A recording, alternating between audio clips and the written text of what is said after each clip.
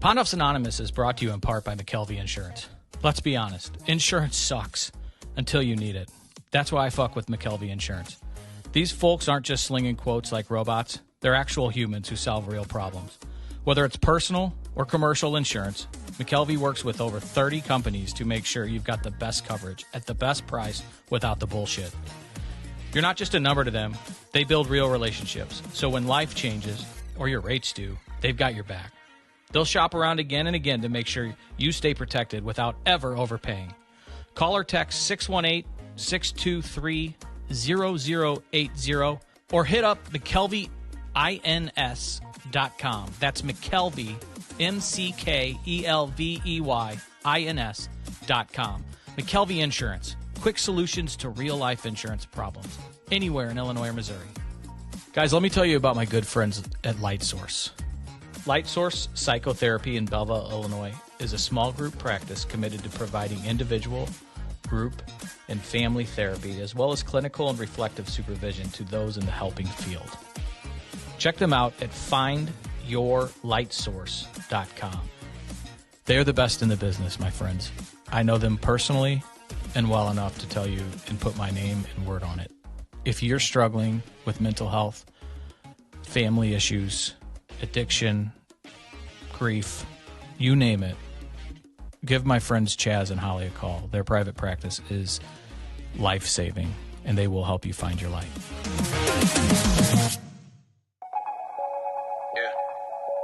I'll react if I had to. Put some things in the past too, and don't let them distract you, but react if you have to.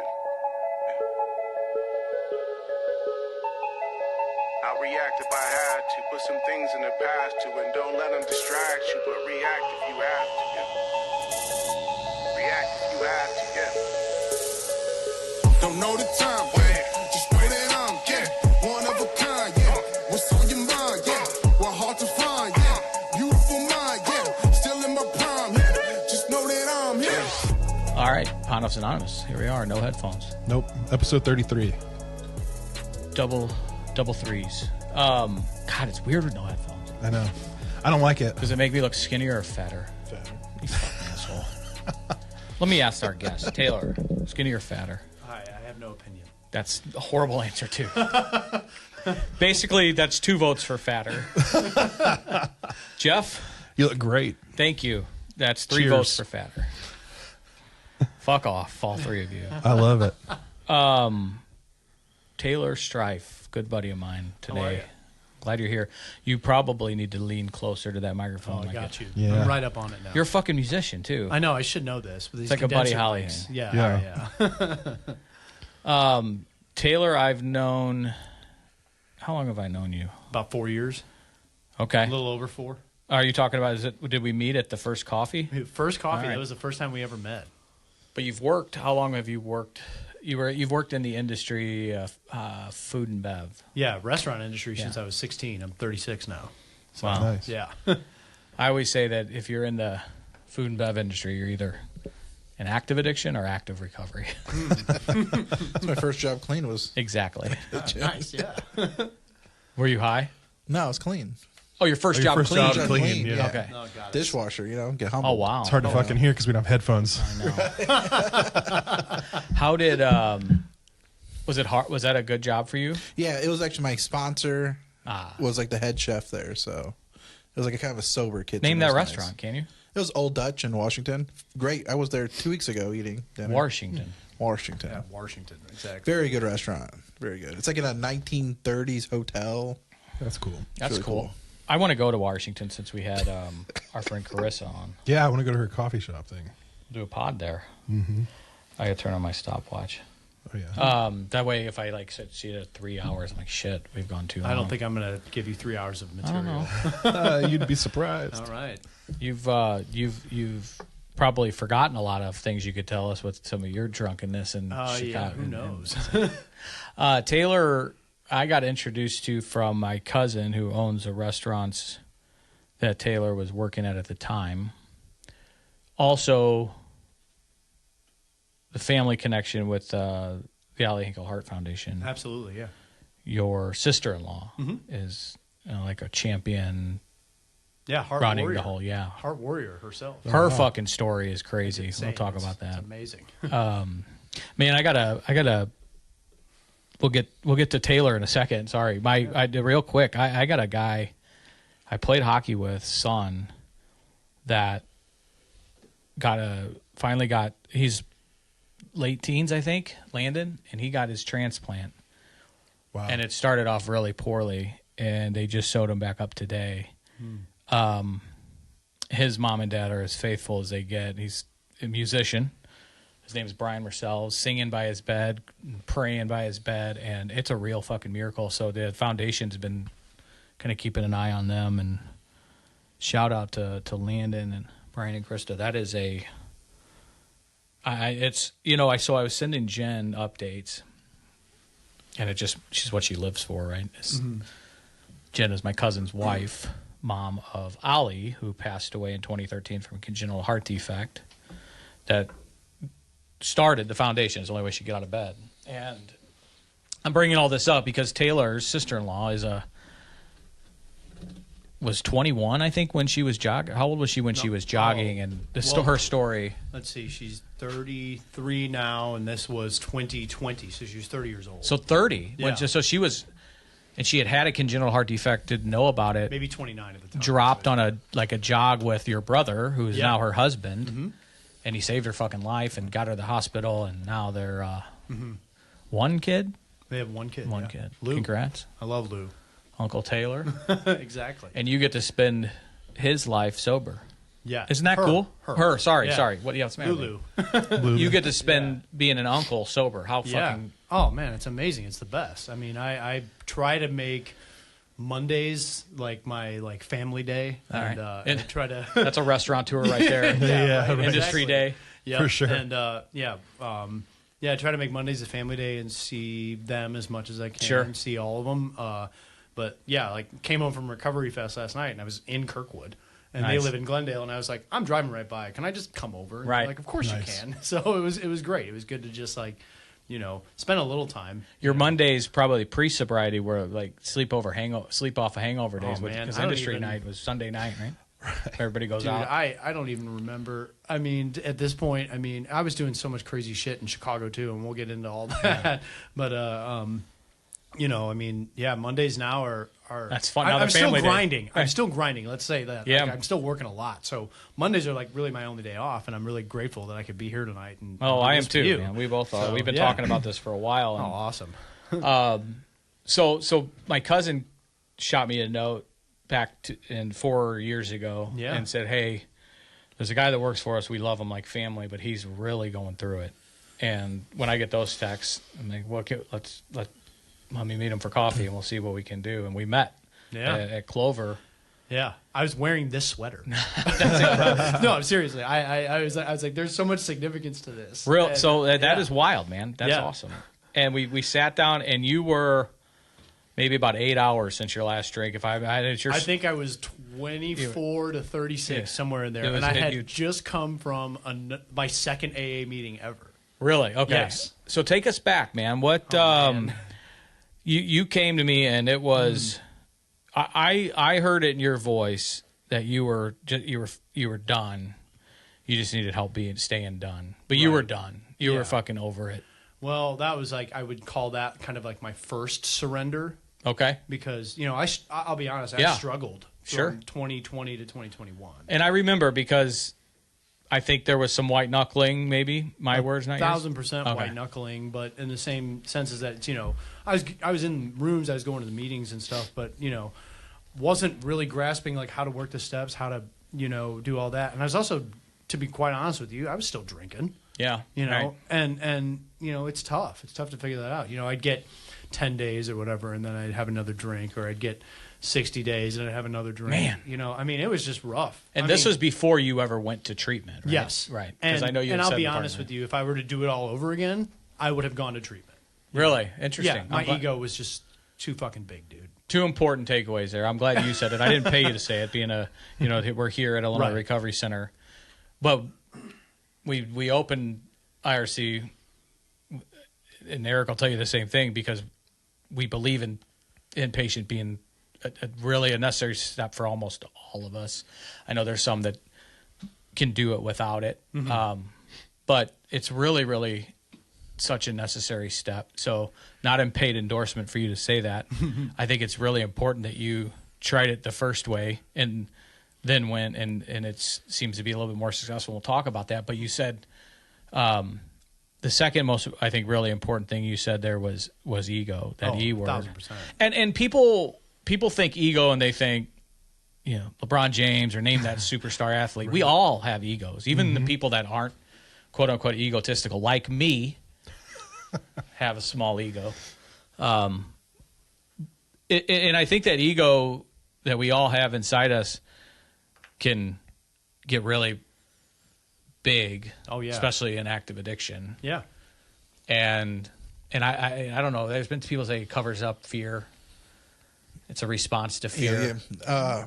I'm trying to think of like the 12-step saying. It's like you're egomaniac with a. Oh yeah, egomaniac with a. I can't think of the word. I know. Inferiority complex. Yeah. Got it. Yes. Okay, I've heard So that. we hate our inside so much, but we have to reject this ego to cover it up. Absolutely. That's for Chris Pondoff, but I think the big. I think the big thing was though for me was that the guy that got me into the rooms was not a guy who went to treatment. Interesting. He what do they say? He came off the streets, quote unquote, as we say in the. It happens. In AA, yeah, and he was, I thought, he was a guy that went to high school with my brother. Okay, I was going to ask you how old. And so my brother, your brother's younger. Than you. Yeah. So, younger guy, 3 years younger than I am, but very open about his recovery. Sure. And so, my brother reached out to him and said, "Hey, can you take my brother to a meeting?"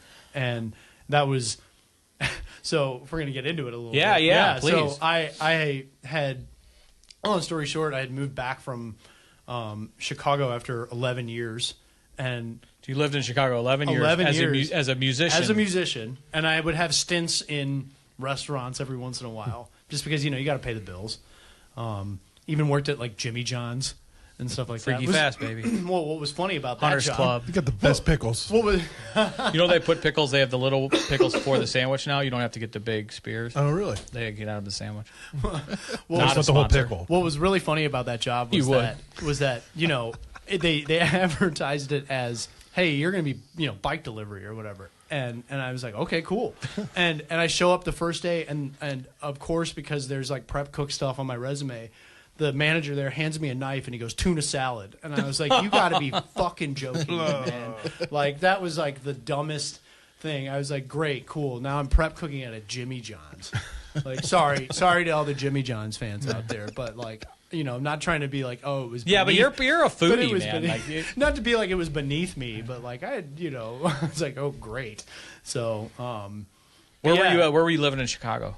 So I lived in 3 different neighborhoods. I was in the South Loop during college because I went to Columbia College in Chicago. Okay. And multimedia art school. I was there for the music program though, and I started as thinking maybe I was going to do journalism or I was going to do music business, and then I went to go cover a student ensemble. And I was like, fuck it, man, I could do that. So I got hooked and was like, in piano class and doing all that the next semester. And, I was taking some piano class that was not really like, it was almost like, to be honest with you, almost like beginner piano class. I was like, why am I Wait, in so here? let's start it. Let's even rewind the tapes further. So Sorry, you grew up in, don't be sorry. You grew, I want to hear about the music. So you grew up St. Louis. Hard streets of Glendale, Missouri. Fucking brutal. Brutal. I'm trying to think where Glendale, Missouri is. So it's between serious? Kirkwood and Webster. Yeah. Yeah, it's basically My people don't go over that way. It's a Switzerland between the Kirkwood-Webster warfare. So I went to the Glendale, Friday night, the Glendale Jazz Fest. I was there. I went there with my mother, my wife.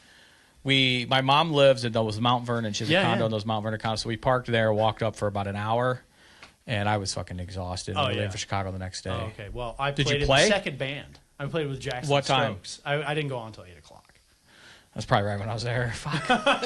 Way to I feel like I've heard about Shit. Yeah. It was a lot. packed. So is that a pretty cool jazz festival every night? I mean, I don't even know if Every you year? call it a jazz festival. They do, don't they? Kind of like the New Orleans Jazz Festival or whatever. Yeah, you should just call it Barely a jazz. There's a stage on a block, but it was a packed. I mean, people were out. They really should call it the Glendale Block Party. Right. That's really what That's kind of what it was. Yeah. Oh, 1,000%. And they shut down the street right at City Hall. Yep. My mom was volunteering at. I think somebody fell out right by my mom's, and I was going to give them some Narcan, but the cops were already there. So. Oh well, how about that?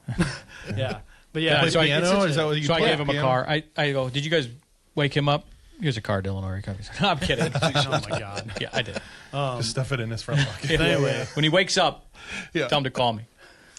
Branded Narcan. oh man, how about that? But yeah, I grew up in Glendale and went to Kirkwood High? Mary Queen. So MQP for grade school, MQP for grade school, and which is right across from Westboro Country Club. This kid, Yes. he did. He lived on those streets. yeah, lived hard on those streets. Yeah. When did you start playing music? So I was young. Yeah, I my figured. mom played a little bit of piano. Was not a professional by any means, but she would play the piano that we had in the house. Because Jeff, you're a musician. Taylor's a fucking superstar. No, he's a real musician. He plays piano and probably keyboards. like and I fucking play- cello and Yeah. shit. He'll No, have don't what's do- what's the name of the string band that you're in? Oh, Elch- not a string band, Whatever. but I don't know shit. I get asked to play with the Mighty Pines. Oh yeah, a lot. dude, they're So, great. Yeah, and They're like bluegrass kind of. that's right? very recent that I've Yeah. been playing with them more, and that's another joy of sobriety and recovery right there. So, but So you started loving music at a young age. yeah, young age. My grandparents on my mom's side had this awesome old jukebox in their basement, nice. and it would play records. And I'm half Filipino, so Are you? Filipino grandparents. Yeah. Okay. So the Filipino grandparents and Philippines music is a huge thing. Really? Like, oh yeah, and it's the joke is that you're Filipino. What instrument do you I used play? to chase around a Filipino gal. That lead singer from Did you? Can I Journey. talk about this Journey, Filipino yes. gal that I was chasing around the Velvet? Go ahead, please, by all means. Sorry. She's my pharmacist now. Oh, great. Hey, I told you about my therapist and how she's hot. Anyway, go ahead. Shout out to Wendy. Anyway, we bartended together at Fridays. And back to you. No, yeah, it's all good. But yeah, they had this awesome jukebox, and we would play all the little 45s that were in it, and Crocodile Rock was one Hell of those yeah, dude. 45s, and so yeah, early introduction to Elton John and piano, and then also my dad bought me this remember when Old Navy would sell CD compilations. No. Oh man, yeah, they would sell Starbucks did the same thing. They would sell compilations. Yeah. Of the shit that's playing in their store? Yeah, or Old Navy was here's a 50s rock thing, and my dad bought me one of those when I was a kid. And so I'm serious. That's cool. Jerry Lee Lewis was on that, and I was like, oh, piano can be cool. Right, Like, right. Yeah. it doesn't have to be all the. I mean, my mom would play really pretty, flowy music. Yeah, and, yeah. she loved to play Paco Bell's Canon. That was her thing. And so the key of D is ingrained into my head, for sure. But Goose made the piano cool in Top Gun 1. Great Balls of Fire, great scene. Remember? right, It is. yeah. He dies. And Spoiler alert. Whoa, come on. spoiler alert. Come on, bro. Sorry. I said that after I spoiled, I said spoiler. Yeah, exactly. If you haven't seen Top Gun by now, Right. too bad. So was that the first instrument? I was the only instrument, to be Oh, honest wow. with you. Yeah, I mean, I say that it's great for kids to start with because it's one of the only instruments, aside from maybe drums, where and a little bit of guitar too, where you can actually press it or play it or strum it, do whatever, and it makes a noise. So Yeah. I was messing around on it before I could even play.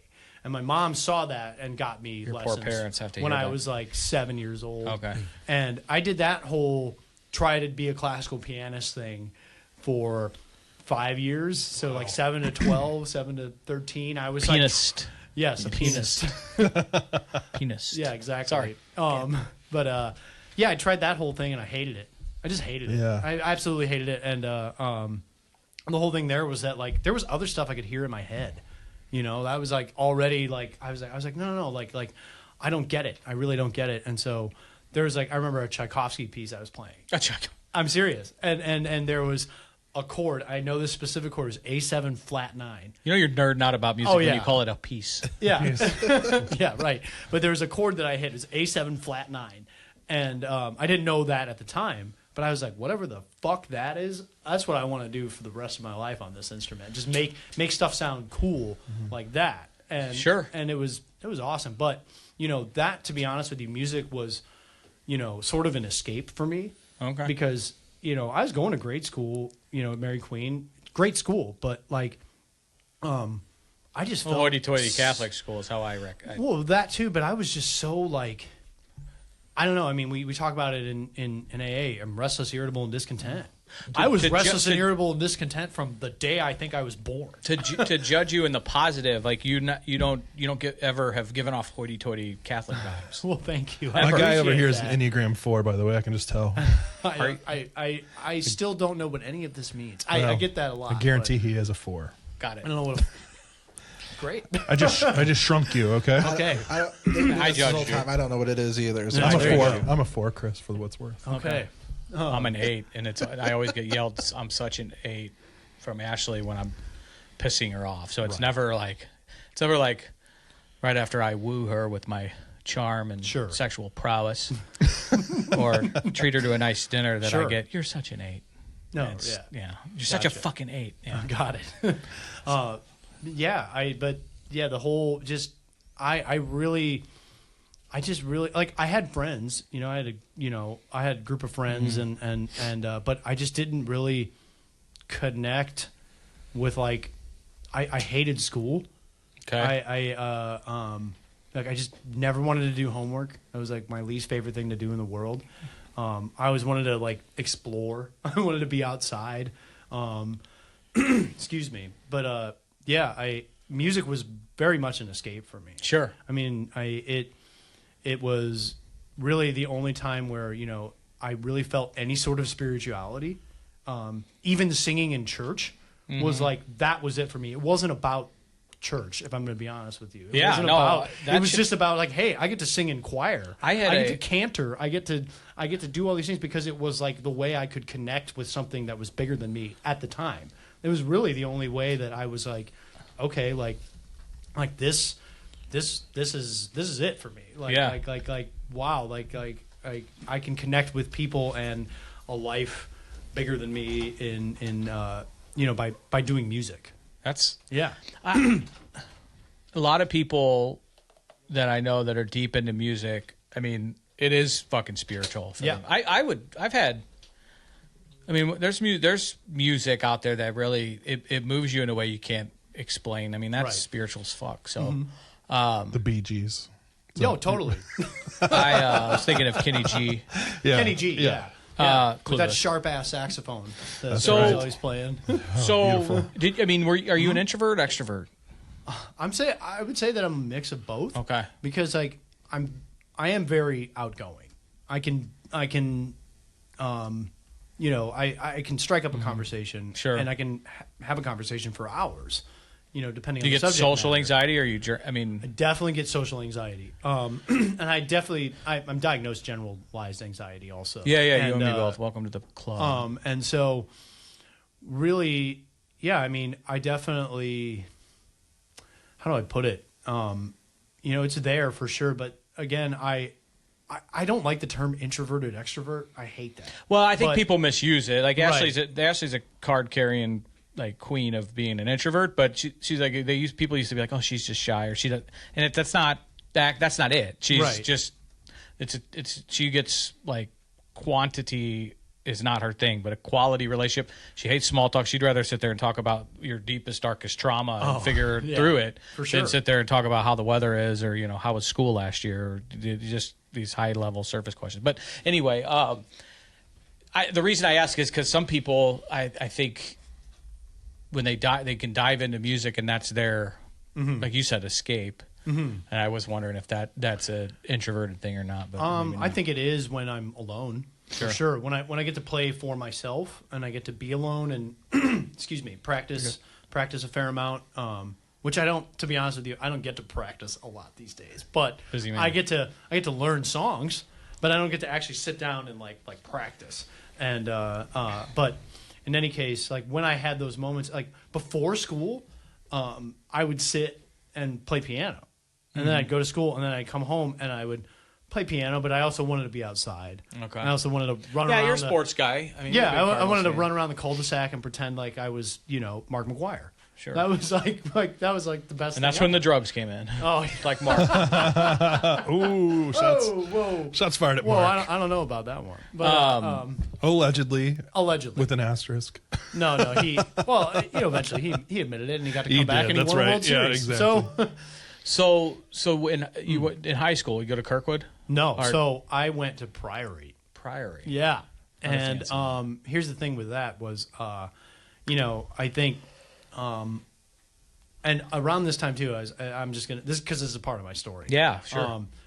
Definitely this anxious little kid, just so anxious, and I truly believe that I was misdiagnosed with some form of ADD or ADHD, and I did all the testing, I did all that, and to be honest with you, I'm on this medicine, I'm on Ritalin or whatever. This is they're bad. giving What? me. How old are you? 14? I'm like 13, 13, 14 Okay. years old, and I'm on this medicine. I feel like shit while I'm on it because Yeah. I'm an anxious kid with a bunch of like uppers in me all of a sudden, and they're like, oh, it'll help you focus, it'll help you, and I would talk about like these kind of weird blackouts I was having. No and they shit. were really just like anxiety attacks, is what they were. And Yeah, I and can imagine instead, that- somebody. Yeah. Sorry, I didn't mean to. No, interrupt. Yeah. I interrupt you. I just can imagine if you don't have ADHD and you have high anxiety and you take speed, you're going to be Oh my fucking God. triple anxiety. Well, and did it make me calm down, quote unquote, a little bit? Sure, but at the same time, like, I don't know, man. I mean, it just made me feel worse, and you don't know when your parents are like, "Hey, take this."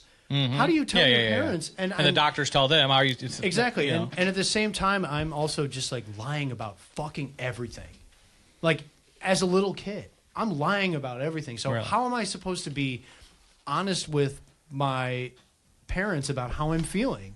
I was afraid to, and also like I'm not being honest with myself about how I'm feeling. So like how am I supposed to tell my parents, fuck this, I don't like this? And so I just didn't. And so, my parents thought, well, maybe he'll succeed in a change of environment.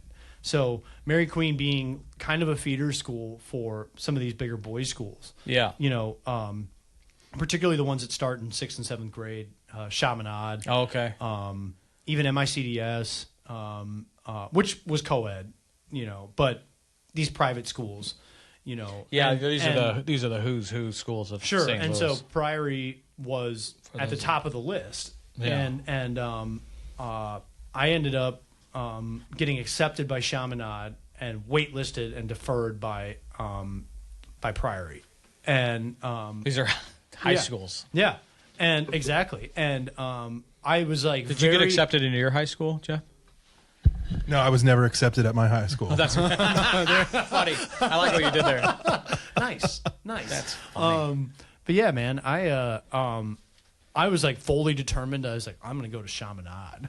And turns out I ended up getting into Priory, and I think it had to do a lot with the fact that I am a creative, that I have this other, outlet. God, I didn't even know. I grew up over here in Southern Illinois, so Belleville. I didn't know that there. I thought you wrote the check and you're going to one of these schools. I didn't think that you got accepted. Well, yeah, I mean, I had to take a test. I had That's to do wild. that whole thing. I did an interview process.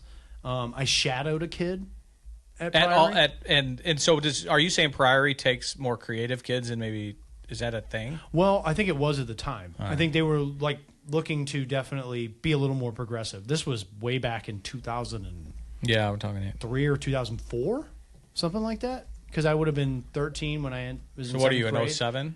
08. Oh wait, yeah, Yeah. okay. But anyway, I ended up at Jeff, Priory. what are you? 2003. You're 03. That's right. You're Yeah. closest. But that's still in the same. Yeah. We're still in the same stratosphere. I can't. Yeah. I didn't know that there was an interview process. Oh, yeah, it's wild. Some of And these schools. so I ended up at Priory, and Did you start drinking in high school? no. Really? Well, in high school, yes. But Okay. I knew kids who were already drinking and smoking when they were in 8th grade. Sure. But I don't know if I didn't want any part of that. But the thing is that here's where the disease and the addiction and restless, irritable discontent part Yeah. comes in. Is that I'm still on this shit. I'm still on all this medicine. The uppers. Yeah, the uppers. And, you know, I'm also very emotional. I'm a very emotional guy in general. Sure. And back then, you know, not only am I an artist, but I'm super emotional. So who do you think the kids are going to pick on in an all-guy school? Come on. And so, like, some of it was like, you know. Jeff's starting to really feel validated. I do. here. I feel. Some people were really, you know, some of it was just, you know, ribbing or whatever. But some of it was really nasty. Sure, man. And so I dealt with that for 6 years at Priory. Like, just 6 years straight of just like People don't understand it. They think you failed 2 years of high school. So okay, 6 so years yeah, because you start there in 7th and 8th seventh. grade. So you go to Priory for 7th, 8th, and then freshman. all 4 years of high school, which of course at Priory we call forms. So Form 1, Form 2. Oh my God! You're really loving this whole thing, man. I It's love just it.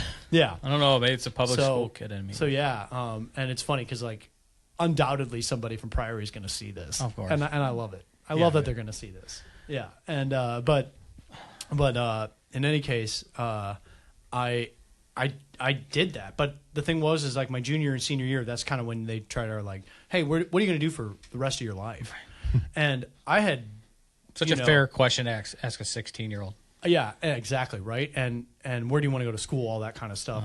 And I got a taste of the restaurant industry when I was 16 because I started working at this place, Aya Sophia, which is still open. Really? Yeah, it's over across the street from Ted Drew's on Chippewa. And that was my first cup of coffee in the restaurant industry. And it's it's busting tables. Still open is pretty. That's a good one. Yeah. I was busting tables. I fucking hated it. And I connected more with the back of house guys. I was like, these guys are more my style, you know, exactly. And That was my first job. Was a dishwasher in a restaurant. yeah, It was great. but yeah. Well, I did it. I worked the back of the house at Andrea's. Oh, Nice. That's another family. I mean, I was washing dishes, selling and smoking weed out of the back. I mean, right. I remember my buddy brought up this one hitter that was the shout out to Neil. This one hitter that it looked like a cigarette lighter, car lighter. So the one you push in, old school. Yeah. And so it was a real short, fat. I mean, it was the hardest one hit, and it fucked me up one night at that place. I was just sitting there, like, with all the dinner rolls, just fucking dipping it in ranch. I'm supposed to be washing dishes. I couldn't stop eating these fucking rolls. It's amazing. They're That's great awesome. rolls, man. Yeah, our bartender That's awesome. would just, Shout out to Max. our bartender would just leave like huge cases of beer in the walk-in for us right by the door so we could grab them and leave. In high school, it was the best. That was nice of the bartender. Yeah, they were great. Oh, that's awesome. I mean, you tipped them, but He makes that guy. But yeah, I mean, that wasn't really my. I mean, I loved working there, but I was hooked. I was hooked, and like I was, And the like restaurant the restaurant thing. I was like, oh yeah. So now you got This music rules. in so the I got restaurant. music, but I'm not working in music. Obviously, it's just like another outlet. Yeah, but these are two neighborhoods that are highly impacted by Yes. this disease. oh yeah, absolutely. The But- Venn diagram is Right. not a full circle, but it's close. Right, exactly. And so I end up going to another restaurant to work my aunt and my uncle's place in Webster, and we figured out pretty quickly that if I wore my work uniform, just I could drink. Nice. So I'm a 17-year-old. Did they that close it, looks, by the way? Yes, Yeah. they did. Yeah. And I'm a 17-year-old that looks 13, wearing. you do have a youthful look about you. Oh yeah, yeah, and a 17-year-old that looks 13, and I'm wearing, you know, my work uniform, and I'm literally drinking at the bar at C. I'm 17 years old, and I can't tell you how many times that I didn't understand that it was, you know, I was just doing what everyone else is doing. Sure. You know, and I'm throwing up in the bathroom and coming back and drinking more. You know, Lightweight. I didn't understand that wasn't. Normal. Yeah. Yeah, exactly. And so I should have known right from the beginning that I had the quote unquote allergy. Yeah, all right. Yeah, I mean, like because that. The allergy. like you know, like after one beer, I shouldn't be hammered, and I was hammered after one beer, and that was kind of like my, you know, Loved that feeling. yeah, didn't you? exactly, right. And so then, you know, I end up being that guy at parties that's like, oh yeah, Taylor's gonna down 30 natty lights throughout the night, and Nice. he'll have no problem, you know. And and you know, in fact, I was like fucking hammered. Yeah. But I could play it off really well that I wasn't. Yeah, we don't have much of a stop sign, right? Right, exactly. And so, going back to the, trying to figure out what I'm going to do in high school and stuff and where I'm going to go to college, I picked art school. And in my Chicago. parents, I picked 2 art schools. I picked Berklee College of Music in Boston because that was the most popular one and considered one of the best ones. And one of my musical heroes had a stint there. And so I thought, okay, I got to do what they did. Sure. You know? And I also looked into like maybe Miami, which is, like not Miami of Ohio, like University of Miami, Florida. And they had a great music school there. And one of my other piano Good heroes, cocaine program down there. Oh yeah, totally. One of my other piano heroes went there, so I was thinking maybe I should go there. Maybe I should see what this is all about. All I knew is I was dead set on going to art school, and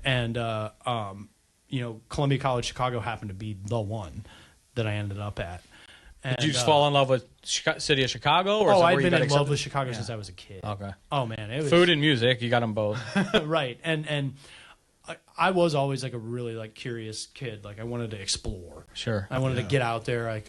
I was obsessed with Tintin.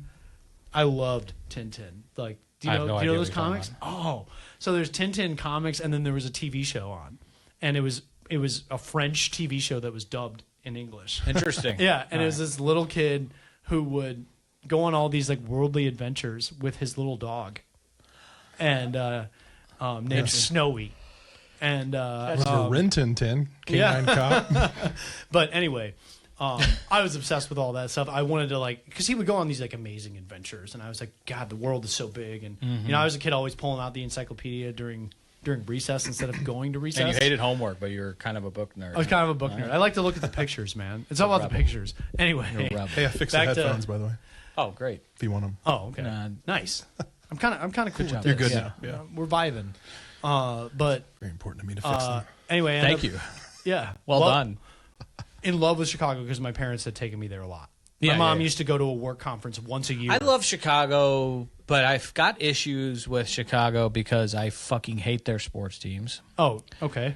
And I went to U of I, so Illinois had like 90% of the people, friends of mine, were Chicago or Chicago suburbs kids. So I bonded with the Sox fans because fuck the Cubs. Of course. Hawks fans are all pussies. Lifelong Hawks fans since 2010. There's a lot of them. Yeah, I mean, and I guess I've never really hated the Bulls. I actually pull for them a little bit now because I owe U of I alums playing for them. But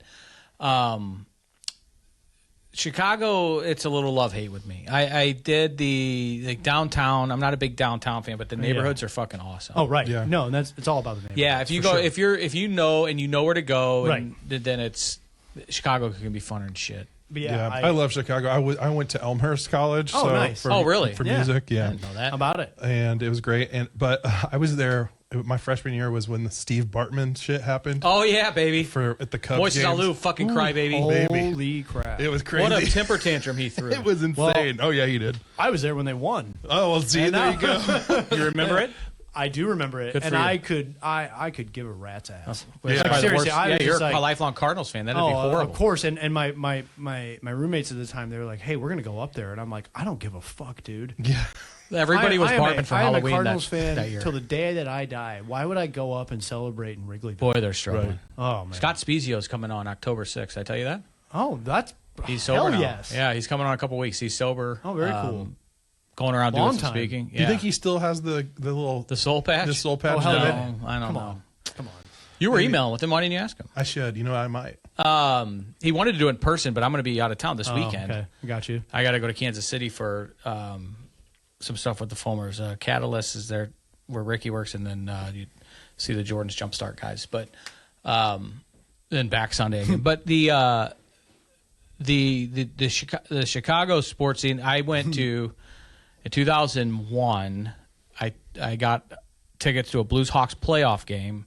Picked up my cousin Mark. We got fucking wasted. You got to ask him about this. We went to the Hawks game, the Blues game at the United Center. It was on the heels of Brent Johnson had thrown two shutouts in a row. And I now- remember this. This was his third in a row. So the Hawks score at the end of the first, and Kerry Frazier, God bless him, Right. referee, never wore a helmet, beautiful fucking head of lettuce. And Kerry Frazier, you either loved him or hated him, depending on the call. It changed. He was at the video booth for about 20 minutes, it felt like. And Mark and I were just wearing kind of plain clothes. We weren't all blues decked out because we didn't want to get too many fights. And he waves off the goal, and the place starts going nuts, except for booing. And me and Mark stand up and start fucking cheering. And we're in the front row of the third. And we turn around and we flick off all these fucking fans. And they start throwing beers at us. Nice. Blues ended up winning that thing. You're in high school, right? I was in college. Oh, okay. College, all right. I was it was 2002. I went to I graduated east a semester early, and then so the spring of 2002 I was up in Champaign, and the series started in April. So yeah, it was 2002. That was Brent Johnson. Yeah, good point. Yeah. And then there was a huge fight by two Hawks fans, just beat the fucking shit out of each other, and me and Mark sat there and laughed at them. It's always each other. That's the thing with the Chicago sports So people. this is how I'm serious. my cousin's always like, God, fuck, you work for him. So we go up to his house in Lincoln Park. And It's not a problem. No, You I don't know, work but for him you'll anymore, do you? understand this. Like, I'm like, let's get a keg. He had a kegerator. Amazing. Of course he did. Thinking we're getting a keg of Natty Light, right? We go to the store and he gets a keg of Newcastle. Like, I'm like, of course you got to get the good, like, it's not a $50 or $60 keg of bullshit. He's got to get this keg of Newcastle, which has some stank on it back in the day. So we tore up Newcastle. He's ripping fucking but Mark. I get it. Yeah. It's great. And then we go to the game and it's just a fucking bloodbath. But Chicago's fun, man. Yeah. So I can see how a guy can go up there and play music and get fucking wasted. Well, the whole thing there, I mean, I just fell in love with it. And the whole thing was, too, is that it just happened to work out that way because I probably would have been accepted to Berkeley at a different time. And I did my audition for Berkeley, and it fucking sucked. But the thing is that they have a cut process. Process or your audition, like you did do well? Well, no, you would go to school there your freshman year, and then you would probably get cut. Because you do a jury, and a jury at the end of your semester or your first two semesters. So you basically play in front of professors, and they're like, "Are you good enough or not?" Essentially. Fuck off. And so and I honestly probably would have been cut from Berkeley and would have had to find something else to do. But lo and behold, something. You say happened. Berkeley, I think protests. Oh, I know. And Cal. Berkeley, Boston. Game Day was there last year, I think. College of Music. Did you hear this? Yeah. So College Game Day was at Berkeley for a game last year. And those signs people have. One guy had a poster board that said, "I thought this was a protest." And he's at the football. Like, it's fucking hilarious. That's great. There was some good shit, man. That's awesome. Go ahead. I end up getting rejected from Berkeley altogether. Like, you get good. Saved you some time. John Mayer went there. John for like a semester. Yeah, well, this is like their claim to fame. A lot of women compare me to him. Well, I hear that. Yeah. And sexual napalm. Oh my god. Ask my wife. Oh my god. Oh man. Taylor, ask her next time we're so there's a fucking spit her coffee on. So you get the small letter. You never want to get the small letter when you're getting college shit. Okay. And I was like, yeah, I already knew what Dear this John. is. But then they give they give you the like the whole spiel as to why you were rejected. Oh wow. Well, this year So they did. they tell you you're a big fucking loser on the way out. Well, right? well, what they did for Berkeley was that they were like, yeah, we only accepted 33% of applicants this year. We're trying to shrink the student body. So they took like the best of the best, That makes me feel a little better. And so I was like, okay.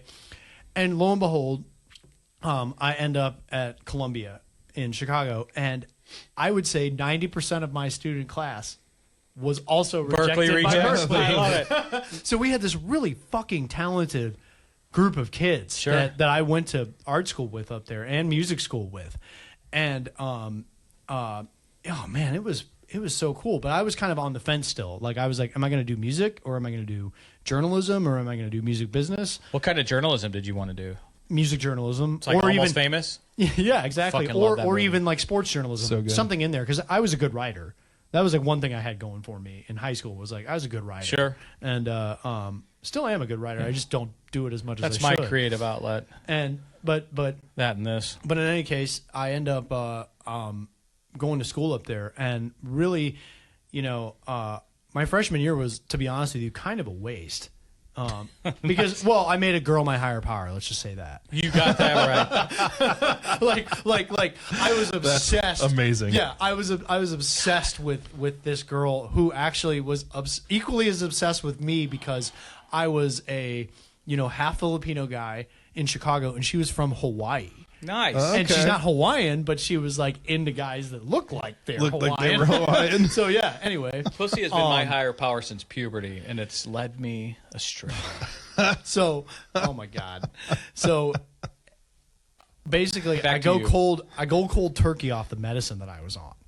Like just This is a theme of yours. You're didn't gonna tell, white knuckle that now. Didn't right? tell my parents that I was going cold turkey, and I get introduced. What was it? Do you know what you were on? Ritalin? Ritalin, Concerta, Okay. whatever, all that Which kind of shit's shit was. effective for kids with ADHD. Yes, not effective for me. No, and they used to they misdiagnose a bunch of kids that come from trauma. Oh, okay. The symptoms are very similar. And this was a big problem. They'd sprinkle Ritalin on kids with trauma, and it speed them up. Yeah, So and going through the interesting. yeah. So I don't. And you haven't. You just said you're anxious, but not ADHD. Yes, and so I think it was misdiagnosed a fuckload, and because I think it was too. people go down a rabbit hole. It's not really a far-fetched conspiracy, but the big pharma pushes doctors to fucking shovel this shit to anybody. 1,000%. And I think I unfortunately was probably. I don't think we're that. going down like turning into QAnon by fucking saying that's a pretty low leap of Right. cause and effect. No, for sure.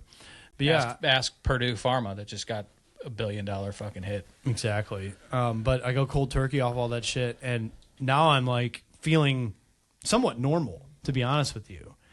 But I'm seeing this girl, and she's like, "Oh, you've never smoked pot," and I never smoked Really? pot. Yeah, and I was smoking a shitload of pot with her, and that also What was we'll like, do to get laid. I know, right? Exactly. But I was smoking a shitload of pot, and like almost every day, not all day, but like waking and baking, going to school, Sure. then going to Were you drinking also? not as much, Okay.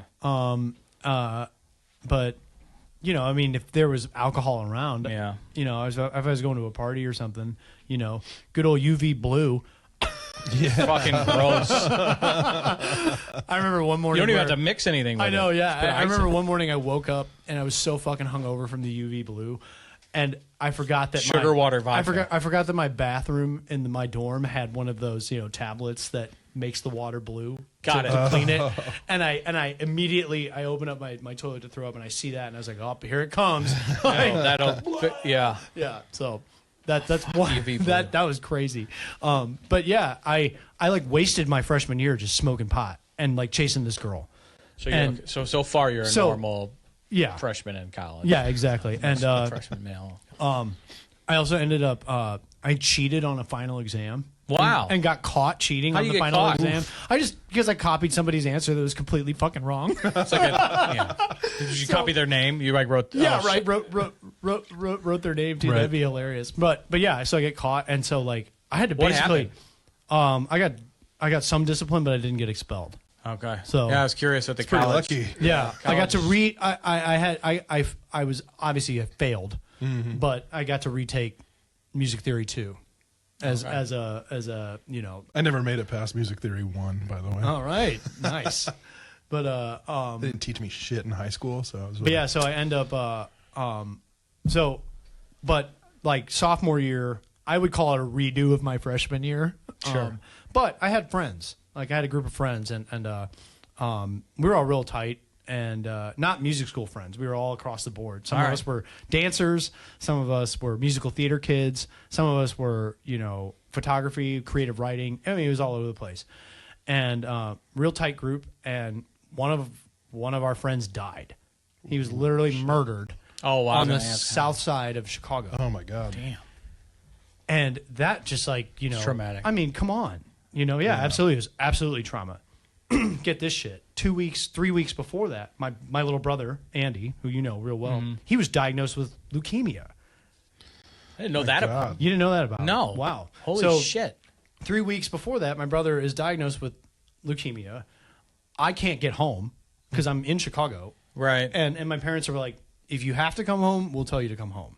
Yeah. and they didn't. So they were like, So he was in high just stay up school? there. Like, he was and he at got diagnosed Priory. with- He was a sophomore or junior at Priory when he was diagnosed with Man, ALL. I did not know that. Yeah, and so I'm like freaking the fuck out already, and then all of a sudden my best friend dies. Yeah, that's a Yeah. lot. Like we didn't know he was murdered until later. Right. Sure. But you know, all of a sudden he dies, and it was just like, well, I have no tools for and I actually did very well in school. My like very well with the piano stuff in sophomore year of my first like the fall semester.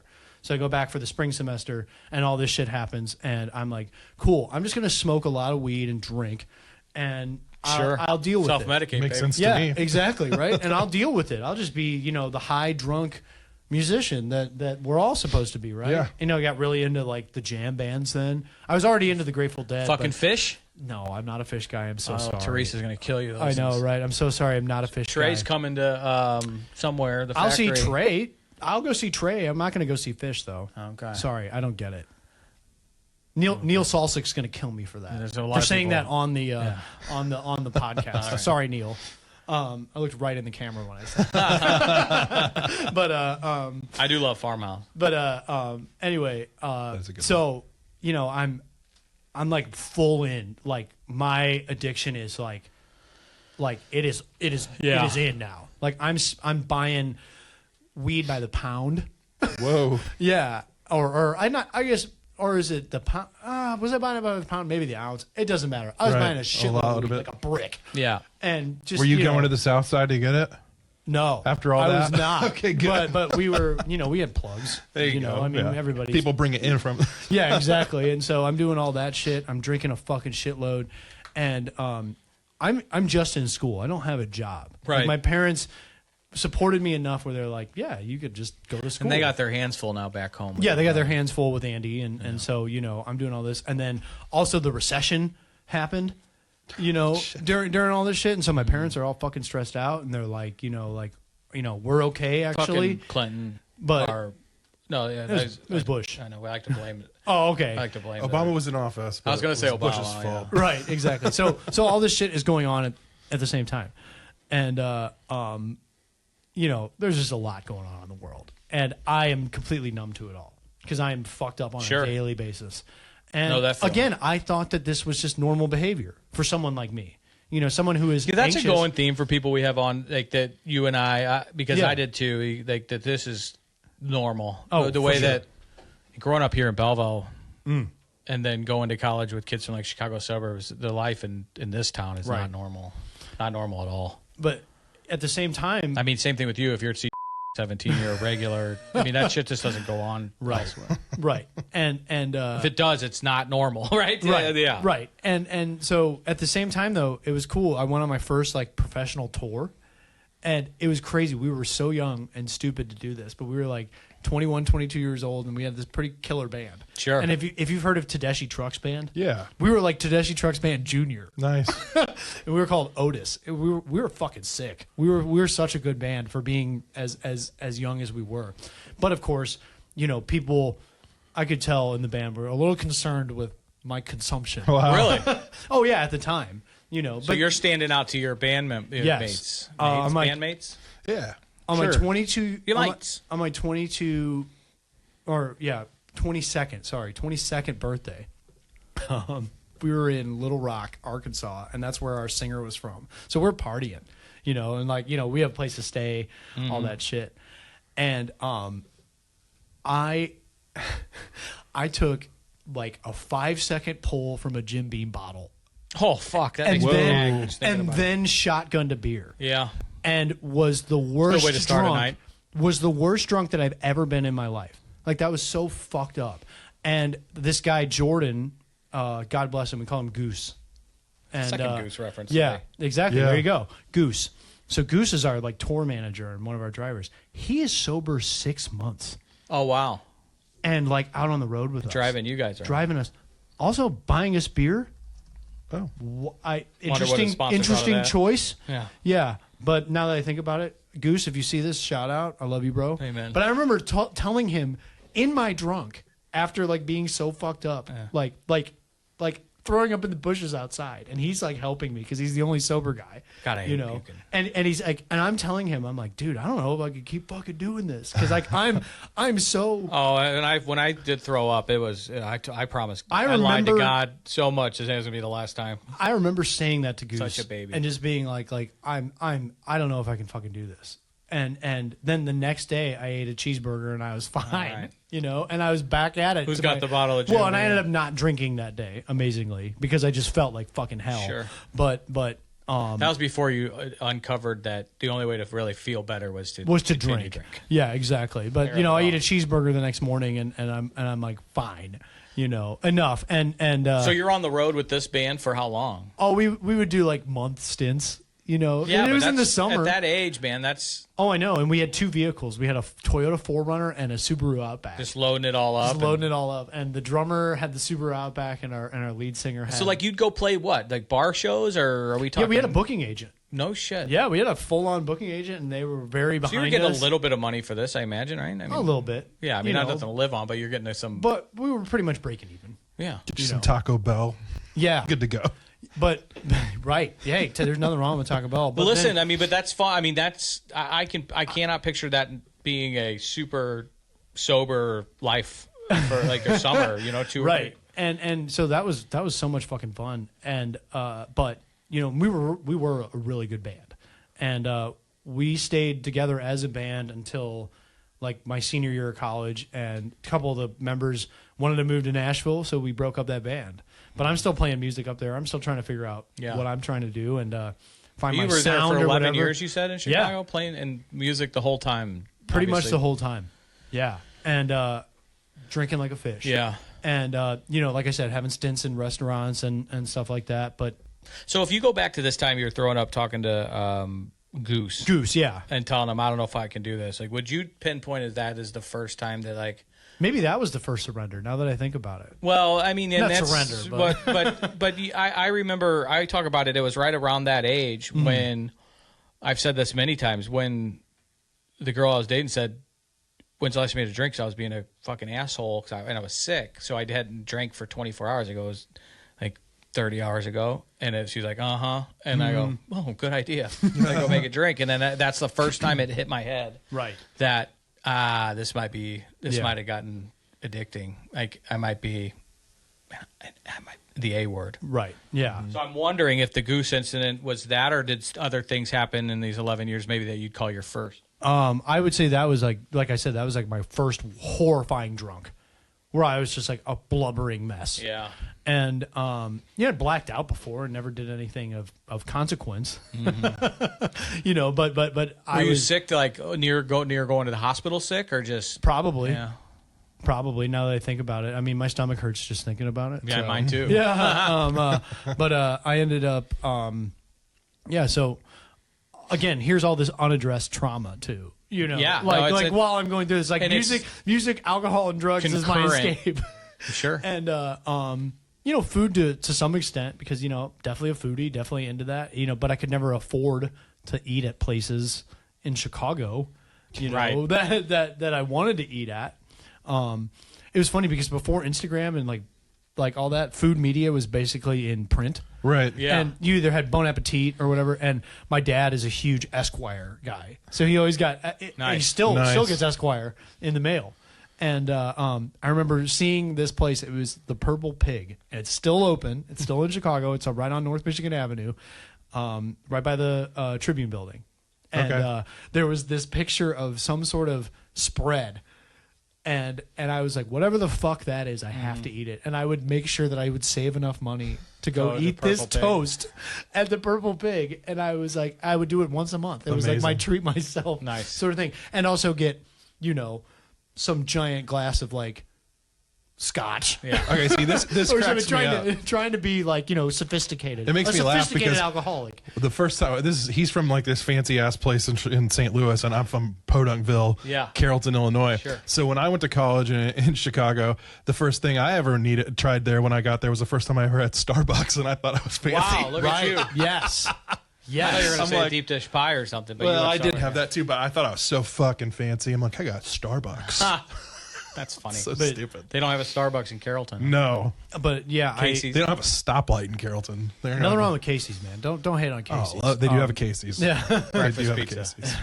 a lot more than that. Yeah. But yeah, so I end up getting this touring gig after I graduate, and it's with this guy named Nick Moss, and he's a great Chicago blues guitar player. Comes from the lineage of Muddy Waters. Nice. And oh my god, it was so cool to be able to like learn from that, because like I knew a little bit about blues, but I was like, no, I want to play the real shit. Like I wanted to be like almost like a historian in a way. And you know, I had a pretty good grasp on the thing I loved about my music program at Columbia was that it did teach you to be a hireable musician. So when you were a hireable musician, meaning like, hey, like I can write out my own charts, I can learn all this music, I can market myself, all of these things. Yeah. So you know, I was a hireable That's musician big. when I graduated. And so I was doing the wedding gigs and shit, but that's so soul sucking when, you know, you play Uptown Funk Yeah. 9 weekends in a row. You know, I mean, That's where the money bread, is, though. the bread Yeah, was I was nice, gonna say. but you know, again, I'm spending all my money on drugs and alcohol. Right. So Yeah. it is what it is. And, but I get this touring gig when I'm, you know, like 24 years old. And the thing is that, you know, I wanted to be Anthony Bourdain so bad. And so I was like, dude, I get to travel the world and the country on someone else's dime Yeah. and get paid for it and also play music. I fucking did it. Why So, don't you? so yeah, exactly. And so for 7 years I was in this band. Are you still And- with this Really? gal? No, You're obsessed no. with her. Oh, this girl ended up moving back to Hawaii. Oh, there you are. After my freshman year. So yeah, so Just found you on when I searched Nick. Look at you. yeah, there you I'm, go. Yeah, and I so, just texted my buddy. I was at his Uh-huh. wedding drunk moons ago. Oh, yeah. But he had this awesome blues band, and see if he answers. But it was like the Chicago Cats or something. They used Oh, to play okay. it. Nice. They were awesome. But nice. go ahead. But yeah, so I'm with Nick, and Nick's even like, actually, this is I'm going to shout out here real quick. Jason Ricci, who does not care if I use his full name. Do your thing. Yeah, he just celebrated, I think, I want to say 7 years, Nice. maybe 6 years. But you know, a guy who struggled, Yeah. you know, for sure. And when I met him, he was on, you know, release and stuck in Bloomington, Indiana. My first gig ever. Fuck, with I Nick can't believe you Moss. just said the name And- of that town and- after what they and- just did to me Saturday night. So I'm so sorry. My line, I got But- their fucking brains beaten. But Good thing I was at a Jason- recovery thing, out of relapse. J- 65 to 10, I think. Jason's like on like, you know, release and on parole and stuck in Bloomington. He can't leave. But we happened to be Ankle playing bracelet. in Bloomington, and he played harmonica that night. Nice. And I was like, holy fuck, who is this guy? I should stay in this band if I get to play with people like this all the time. And you know, now Is this we're guy a both- fucking badass harmonica player? Oh my god, he's Okay. so fucking good, dude. I'm Jason so Ricci. Yeah. not music. And anyway, he lives in New Orleans now. He's sober. He's a good Wow. cat. Is he not in that band anymore? There's Well, another guy he playing. was never even in the band. Oh. He just was sat in, baby. He just sat in for the Got you. whole He show. had to fucking clear with his parole and I officer. was like, what the fuck, man? Like I want to be in this band. And so that was like, you know, right when I, you know, it was kind of like a trial run for me. Okay. And in any case, I stayed in that band for 7 years, and you know, went through some trauma in that band too. You know, we had a guy who left the band and died suddenly from epilepsy, and Wow. it was tough because I was actually, that was around the 5-year mark I was in the band, and he had just left, and I was actually finding my voice as a musician and as a blues pianist as well. and now you're like, singing, you mean? No, Or just, okay. no, just finding my like my musical voice. Got it, and got like it. sort of feeling authentic for the first time ever. Okay. And you know, that was a big thing for me too. Is like I always felt a little like, is this really me? Imposter syndrome. There was a lot of that going on. Every day So you of know, my I life. would try to like dress to look the part. Canadian tuxedos, right. you know, that whole thing. Cool blues hat. Yeah. You know, like you know, did the whole thing. You know, That's tried. nice. I tried, but it really wasn't me. But I was trying to fit in. You know, but in any case, this guy Mike passed away, and his portrait's actually in the Blue City Deli. Oh, wow. Oh. Yeah, Mike Ledbetter, and Mike passes away, and around the same time, I'm thinking about. Damn. Yeah, he had an epileptic seizure and he died. It was horrible, but in any case, I'm thinking about leaving the band before this happens. And then I was like, I don't think I can leave the band. I got to be here for support. Yeah. You know, I wanted to support Nick because Nick was like a brother to me at that point. He still is, you know, for sure. I just, you know, but so I stay in the band a couple years longer, and I'm 30 years old at this point. And I had always told myself, hey, if I'm 30 years old and I'm completely miserable at whatever is going on in my life, whatever it is, I'm going to move back to St. Louis. And that's what I did. Really? I moved back to St. Louis in 2019, and I told Nick Moss, I was like, dude, I'm moving. And one of the most striking things that he told me, because he knew that I had a drinking and a drug problem, and he goes, just because you move and just because you leave my band doesn't mean all your problems are going to change. But you know, I did the typical alcoholic geo change. I'm just going to move, and my problems. Holly says, "Wherever you go, there you are." How about that? I like that. But you Chaz's know, wife. I do the geo change, and So true, man. But things were okay. I was still actually I had to. There might be like a hit of adrenaline when you move. You know, you're like, but if you don't address the shit, Oh right. it's fucking not going. It didn't stay in Chicago. I also thought that the drinking would yeah, you're good. What's wrong with this one? Yeah. We'll hear that stream. I want y'all to hear me. We'll hear that There you stream. go. No, but I also thought that the drinking would like subside a little bit by moving to St. Louis. Yeah, right. Which is so fucking hilarious to me when I think about it now. God. And then I Moved remember to a drunker town. I was also driving Uber really. in Chicago. Yeah. Chicago. Yeah, Were you doing that? Were you drinking while you were driving Uber? No, never. Interesting. Never did that. But I would hit Twisted Spoke, rest in peace. But Twisted Spoke was my favorite bar in Chicago, and they just closed. So you were disciplined enough to not drink while doing. Oh, Good for you. 1,000%. I was like that. You know, Very good for you. But you got to be safe. But the thing was, I was getting fucking plastered at the Twisted Spoke. Then you go every binge, night. yeah. Oh yeah. So You'd make up for the shift you did. Well, I think what was really dangerous about the Uber thing was that I could cash out immediately.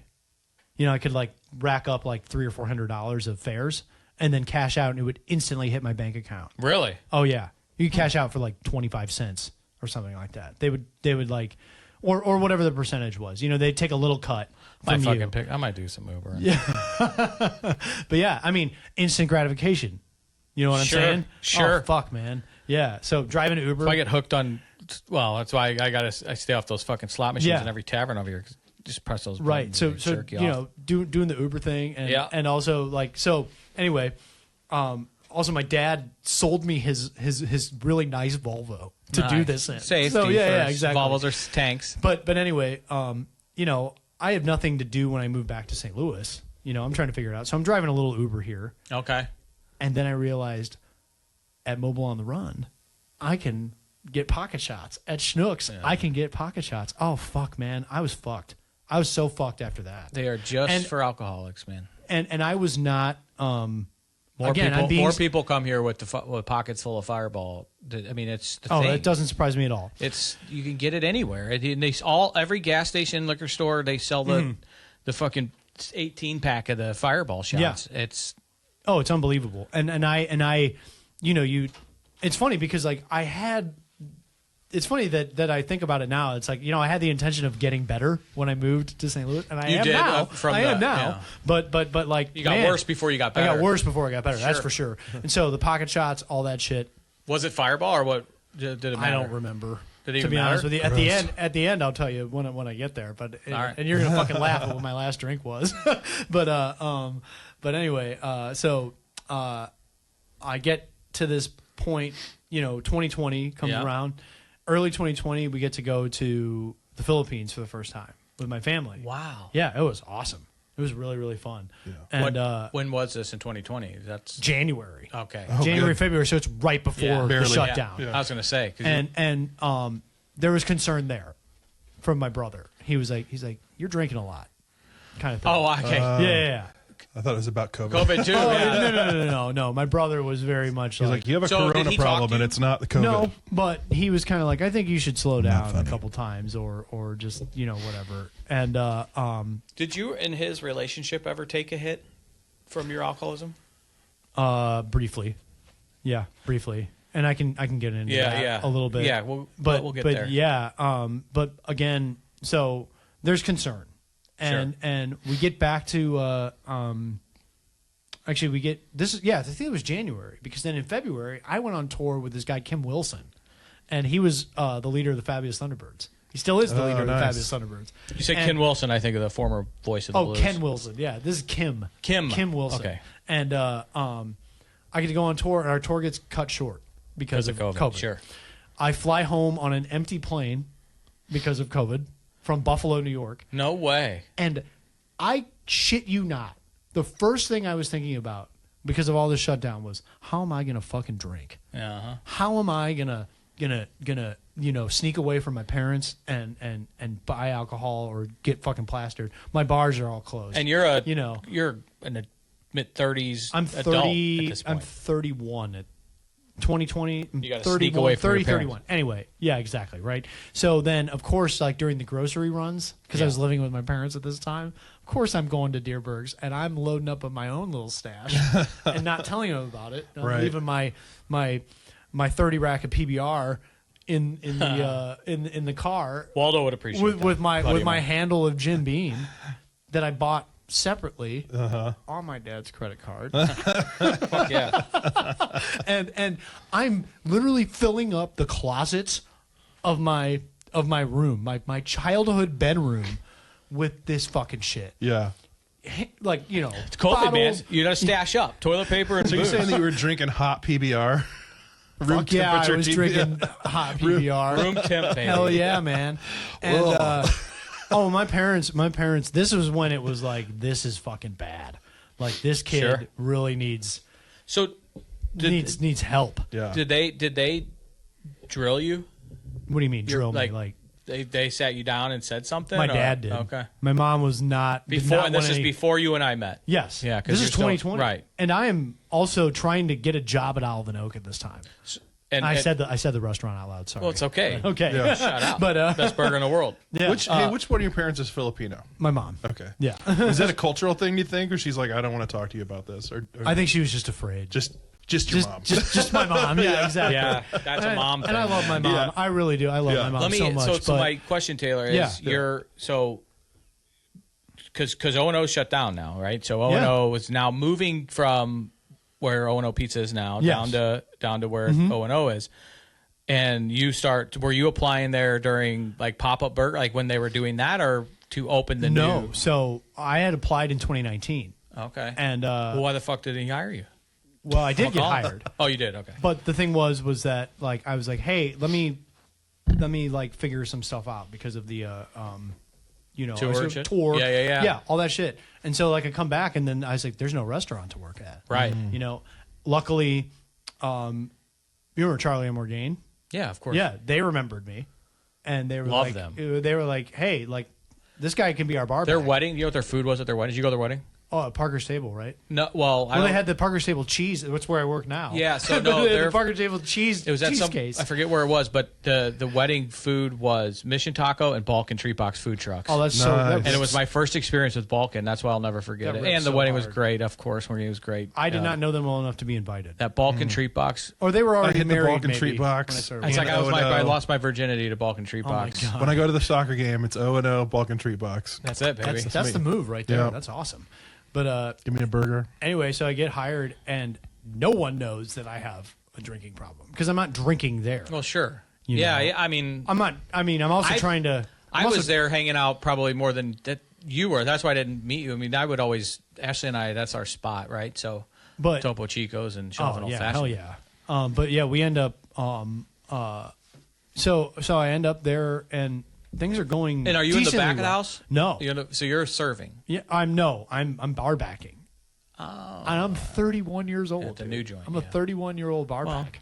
Money's money. And baby. yeah, exactly. And because of my like drinking, I didn't realize that like I was plateauing pretty hard. Like people really didn't see like a path for me. And Sure. I wanted to make more money too. So then I started serving at Perennial. Okay. Yeah, and that's how I got into Perennial. You got it. And I started bartending at Perennial. Which coincidentally is, I mean, Perennial's a brewery. Yes. You know, it's I start bartending at Perennial during these day shifts where I'm the only bartender and getting my ass fucking handed to me. Ooh. And because we were just doing counter service or we were doing the QR codes, Yeah, you know, that's all right. that shit. And I'm getting these tickets and my rail is just like load. And the easy thing about it was just beer. But I am drunk throughout these shifts. And Victoria, God bless her, she let it go on for a little bit, but then eventually I got shifted to floor. Yeah. I'm still also doubling at Olive and Oak. I'm still a bar back. I'm still a busser. And it's like March of 2021. Okay. April of 2021. Oh, dude, and I forgot to mention this because you brought up my sister-in-law. Yeah. So this is in 2020 when this happens. I'm a fucking mess. You know, I'm hammered Yeah. throughout all of this when my sister-in-law When she has her dropped. cardiac event. And at this point, your brother is in full remission from his Full remission. leukemia. Yeah, Okay. from leukemia. Like full remission since he was like 22 or something Okay. like that. Anyway, Yeah, so she drops. she drops. He saves her life. First thing I fucking do is go fucking buy a 6-pack. Yeah, to drink that away for sure. Yeah, I get it. and man. I was like, holy fuck. And so I'm dealing with all this, also trying to work at Olive and Oak and all this. So then almost a year later, literally almost a year later, my dad had prostate cancer and, you know, has surgery for that. The day of that, I was going through a horrible breakup also. And the day of that, I was fucking hammered. I shouldn't have no-showed, but I should have called in. I should have been like, dude, I'm not coming to Olive and Oak tonight. Instead, I go in and I'm blasted. Oh, you went in. I'm blasted, like blacked out, Okay. blasted, and like I get, you know, Mark is there and Molly at the time, and you know, God bless Molly because she really cared about me. She did. Yeah. She still, and you know, we're still friends. All of them. You know, I mean, yeah. everybody. You're a And- lovable fuck, man. I mean, Thank you. I appreciate that. But yeah, they were like, you have to go home and you have to get help. And literally the next morning, I went to an AA meeting. It was my first AA meeting ever, and I was wearing this sweatshirt. How also. did you? How did you find the meeting? So, like, my brother reached out. My brother picked me up from Olive and Oak, drove me to Taco Bell, and as soon as I walk in his car, he goes, "Holy fuck, you smell like a brewery!" Yeah. and drives me to Taco Bell, Yeah, sobered baby. me up. I might get Taco Bell tonight. We've talked about it a couple times. Yeah. Hey, They don't have the double deckers anymore. I know. Well, I think they might right now. They're doing a special like Y2K thing. They are. Oh, wow. Yeah. So you can you get a may- crunch wrap, or whatever Yeah. they're called too. Yeah. But anyway, Taco Bell. That's a choice sober. Jack in the Box is a did- choice we've- over. we- Yeah, dude, we've talked hey. about that a couple We've times. talked about Jack in the Box. Jack in the Box is right on the corner there. I know. Yeah. Oh man, yeah. Jack in the Box fucks. I'm gonna just say it. But anyway, my brother reached out to his friend. Okay. And takes me to my first AA meeting, and I again wearing this sweater. This was my favorite. It's so comfy. I love this, and it also has a lot. You walked in. Did he lots go of- in with you, or did you walk in by yourself? No, he walked in with me. Really? Yeah, Fucking brother's a superhero, man. not my brother. Oh, you're this my guy. brother's Got it, my got it, brother's got it. friend. Okay. And you know, Colin, I love you, man. You know, I hope you see this, but you know, I haven't seen Colin in a really long time. Not that he's like, you know, out or Sure, anything, sure. but I just haven't seen him in a while, and you know, I love him to death. And you know, but then you and I met right after that. So you went to the meeting, then we had coffee. Then like the next day. Yeah. So we went to 2 meetings in a row. I had a meeting with Mark that morning too. That's right. And I had my 24-hour chip. And I Okay. pulled it out and I said, I went to a meeting this morning. And Mark got emotional. He really did. And he was like, okay, like I think that, you know, he means it. kind Yeah. of thing. And I did mean it. Yeah, I you just did. didn't know how to fucking stay sober. It- So like I think at this point it was still like a physical dependency for me.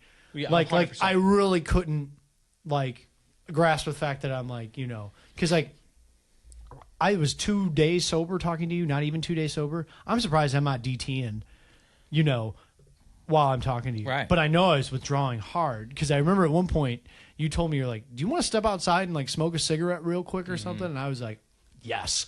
and you know, I was probably white. I was probably just Oh, yeah. pale, just clammy as fuck. You know, all that good shit. But I remember, like, you definitely wanted it. Like, I Oh, could yeah. tell that you were you weren't drinking was no longer a fun thing for you. No, it was not. And which is a start, but it's definitely not, you know, drinking stops being fun for a lot of us. It can be years before we fucking go to treatment. But I remember seeing you at Perennial a couple times after that. And I would ask how you're doing, and you would be brutally honest sometimes. Oh yeah. And be like, it's not good. And there was one day you weren't there at Perennial. And I asked, so here. Yeah. So there I was in and out of the rooms. Sure. Not in and out of the rooms. I was still in the rooms. I was in and out of sobriety for, you know, a good period there. Were you working the steps? I was trying. Yeah. You know, but how can you work the steps when you're fucking drinking, dude? You can't. I'm sorry. Like, I'm just gonna say that. Like, yeah. Like, and for people who are also quote unquote California sober, you can't work the steps if you're smoking weed. I'm sorry. You just can't do it. Like, I'm sorry. Like I'm that guy for sure. And I know I'll get a lot of flack for saying that, but like, no, you can't fucking do it. I'm sorry. Like, if you have any sort of, you know, judgment that's clouded, you cannot work the steps. I kind of don't think California sober is a real thing, right? I mean, yeah. Well, it is, but I don't think addicts are California sober. Right. I'm not an addict, but I could probably not drink and smoke weed, and I'd call myself California sober. But I'm not. You know what I mean? Yeah, I get it. Yeah, I mean, I get what you're saying. It's definitely. It's. I mean, it's not the definition. Sober is with no. Yes. Substance. If you're doing something that's altering your mind, how are you? No, if you choose to be California sober, damn brother, then you're knocking my camera. Blooper reel. Blooper reel.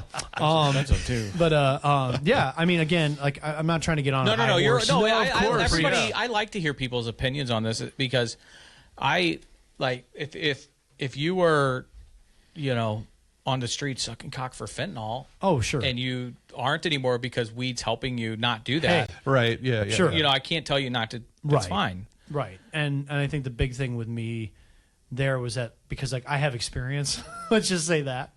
So like I had a period of sobriety at the beginning of 2022, probably like 60 days, 90 days, whatever the fuck it was.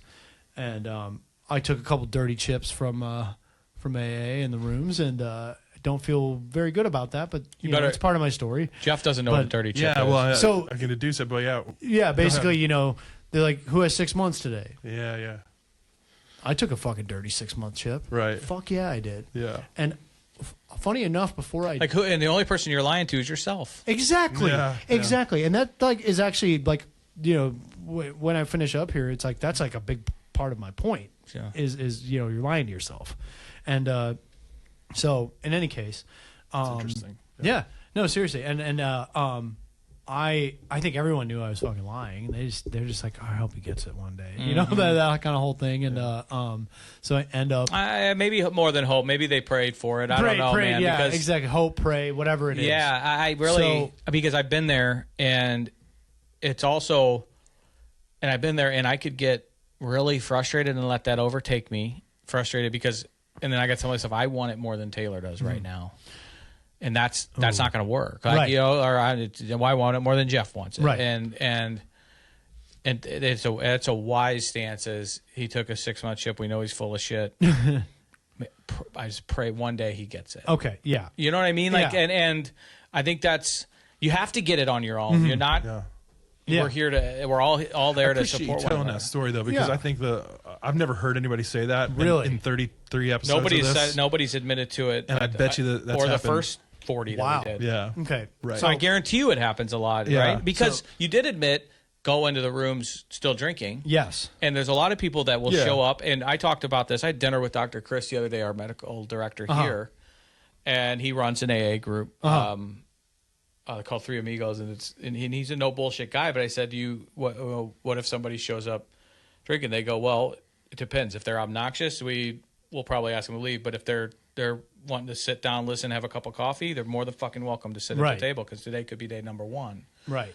And, you know, our number one. Yeah. And we're starting this thing on Wednesday nights, Jeff. Like it's for addicts, alcoholics, spiritual rebels, and hope seekers, shit like that. But if somebody's sober curious and comes and you know, they're not obnoxious, we're not going to fucking piss test you at the door. Right. Because I want you to check it out, check out the rooms. But what we haven't heard is what you just said. Yeah. Nobody's really admitted cop to. Oh, yeah, I took that fucking shit. Yeah. 1,000% I was doing that shit. And so I just think that's helpful Yeah, for I people mean, who yeah, man. And thank you you for know, bringing that up, well, Jeff and Yeah. Taylor, for must- being honest, because that appreciate vulnerability. There's somebody that's gonna be listening to this, be like, I fucking am doing that right now, right. Right. and they might stop, Yeah. and say, because they're not deceiving anybody but themselves. Exactly. And so literally I take this 6-month ship, whatever. It's fucking horrible. I'm fucking struggling. I go, okay, it's the Batman movie with Robert Pattinson. I really want to go. That's the vampire. No, it's just called yeah, The yeah. Batman. yeah, Isn't he the vampire? Pattinson, he was Yeah. the guy from the vampire. The- I guy. love Kristen from- Stewart, man. And she goes both ways. Oh my god! Sorry, you guys get me on these that's fucking. awesome. I know. That's just Chris. It's like I love instead you, of bro. squirrel, it's a pussy. Oh my god. But yeah. Anyway, I go see with a sober friend, and she's Okay. like almost a year sober, and I go with her. Are you drink? Are you I already am influenced? so Are you? fucked up, and she knows. She knows so bad. We go to the Esquire because I live in Dogtown. Yeah. And we go to the Esquire. I don't remember anything from that movie at all. And right before I started drinking again, before this whole like last She bender, didn't call you on it. I think she tried to. Okay. But anyway, before I go on this whole last bender, I was driving over here to Collinsville and buying weed. And At the the oh dispensary. yeah, at the dispensary. I think it was Ascend. or Yeah, something. that's Like, it. yeah. And I'm buying weed there. High and tax, I'm bro. like, oh, I'm going to do the California sober thing. 2 weeks later, I was fucking drinking. Fuck yeah. And I'm ripping pens at Perennial. Yeah, like it's no big fucking deal. and you know, it is what it is.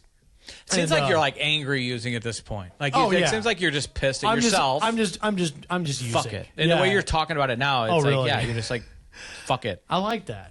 I mean, I like that. I like that observation. That's interesting. well, and I remember, and part of it maybe is because I was seeing it from a distance. I was there, and maybe I brought this up earlier because I was one of those Yeah. guys that said, "I pray he gets it one day." Yeah. Well, in any case, I end up, I'm drinking again. Jacob had to and- break up a fight or something. I, and you know, res. I hear that. No, it's all No, good. it's all good. But I end up drinking again, and also I will say this: I hate the word relapse. I hate it. I think. Why? I think it's a little coy. I think just fucking say what it is. Well, Jacob You're doesn't drinking use- again. Jacob says Jacob says relapse happens before you. Then it active. Yes. Once you drink, you're an active A addiction. mental relapse for sure. Yeah, so you Yeah. relapse, and once you use, you're using. You're Yeah, using, The yeah. relapse is over. So did you? Yeah. Right. So just I that like you that. sound like Jacob when you say that. Yeah, so like I like it more the fact that it's like, okay, like yeah, you're just say what it is. You're fucking drinking. So I'm fucking Okay. drinking again. And I get caught by a chef that knows I'm supposed to be sober at the Mobile on the Run in Rock Hill. Oh I know wow! exactly where that is, yeah. Buying a fuckload of like disgusting like shots and Smirnoff ice drinks. Is this what you told me? Yes, that, this is the last drink. So this is not the one though. okay. Because I kept drinking after that. Of course I fucking did. What do you say? know? Or she? Oh, he just said, "Hey, give me the bag," Wow. because I had already bought it. And I walk out, and he goes, "Give me the bag," and I was like, "Oh fuck!" And immediately I call Victoria, who was manager of Perennial at the time, and I'm like, "I think you already know." And she goes, "Oh yeah, I know. But listen, you had a meltdown the other night, and you were probably drinking, and so you're on thin ice right now." Victoria don't play. Yeah, That's she's my like, girl. I'm just gonna be honest with you. It's like we love you, but you're on thin ice. And same with Emily, the Yeah. owner. She's great, too. Yeah, and we had Both of them are discussion, beautiful. and then 2 weeks later, I show up to work, and I'm fucking blasted, and it's 5 o'clock,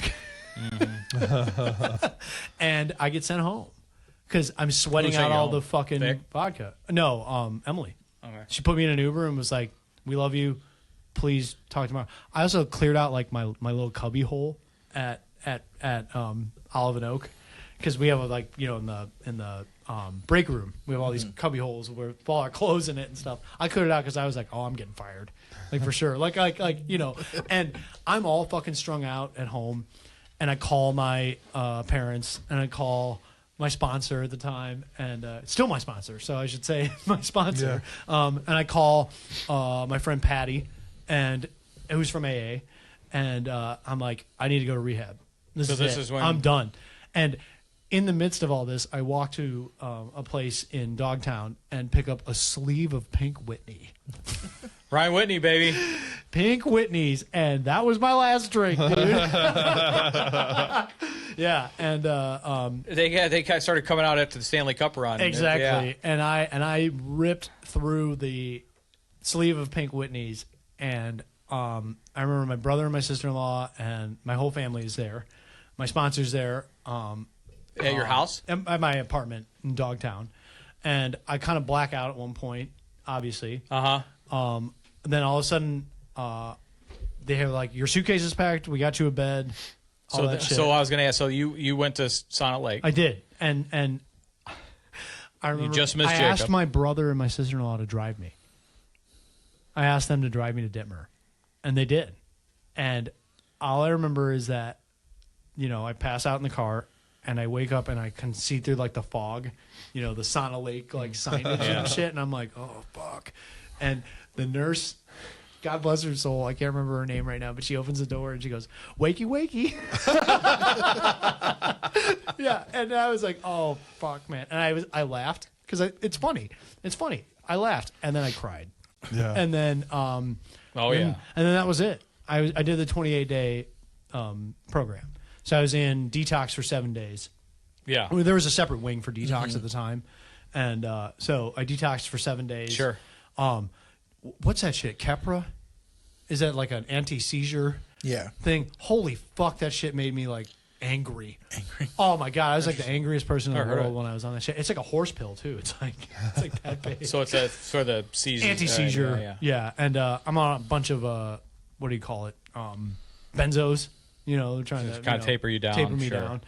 And anyway, I was very dead set on not doing the 28-day program. I was like, I'm gonna go home and I'm gonna still gonna do it Taylor's way. Yeah, exactly. I'm still gonna do it Taylor's way. I'm gonna do outpatient. Everybody fucking says that. Yeah, exactly. God. And so, God bless his soul, Paul Melnick, and Patty, his wife, come to Sonnet Lake. Come to Dittmer, and they walk me around the pond. I call it the Sonnet Pond. It's not really a lake; it's a pond. Sorry, yeah. So we walk around, and he was like, "If you want what we have, you got to do what we do."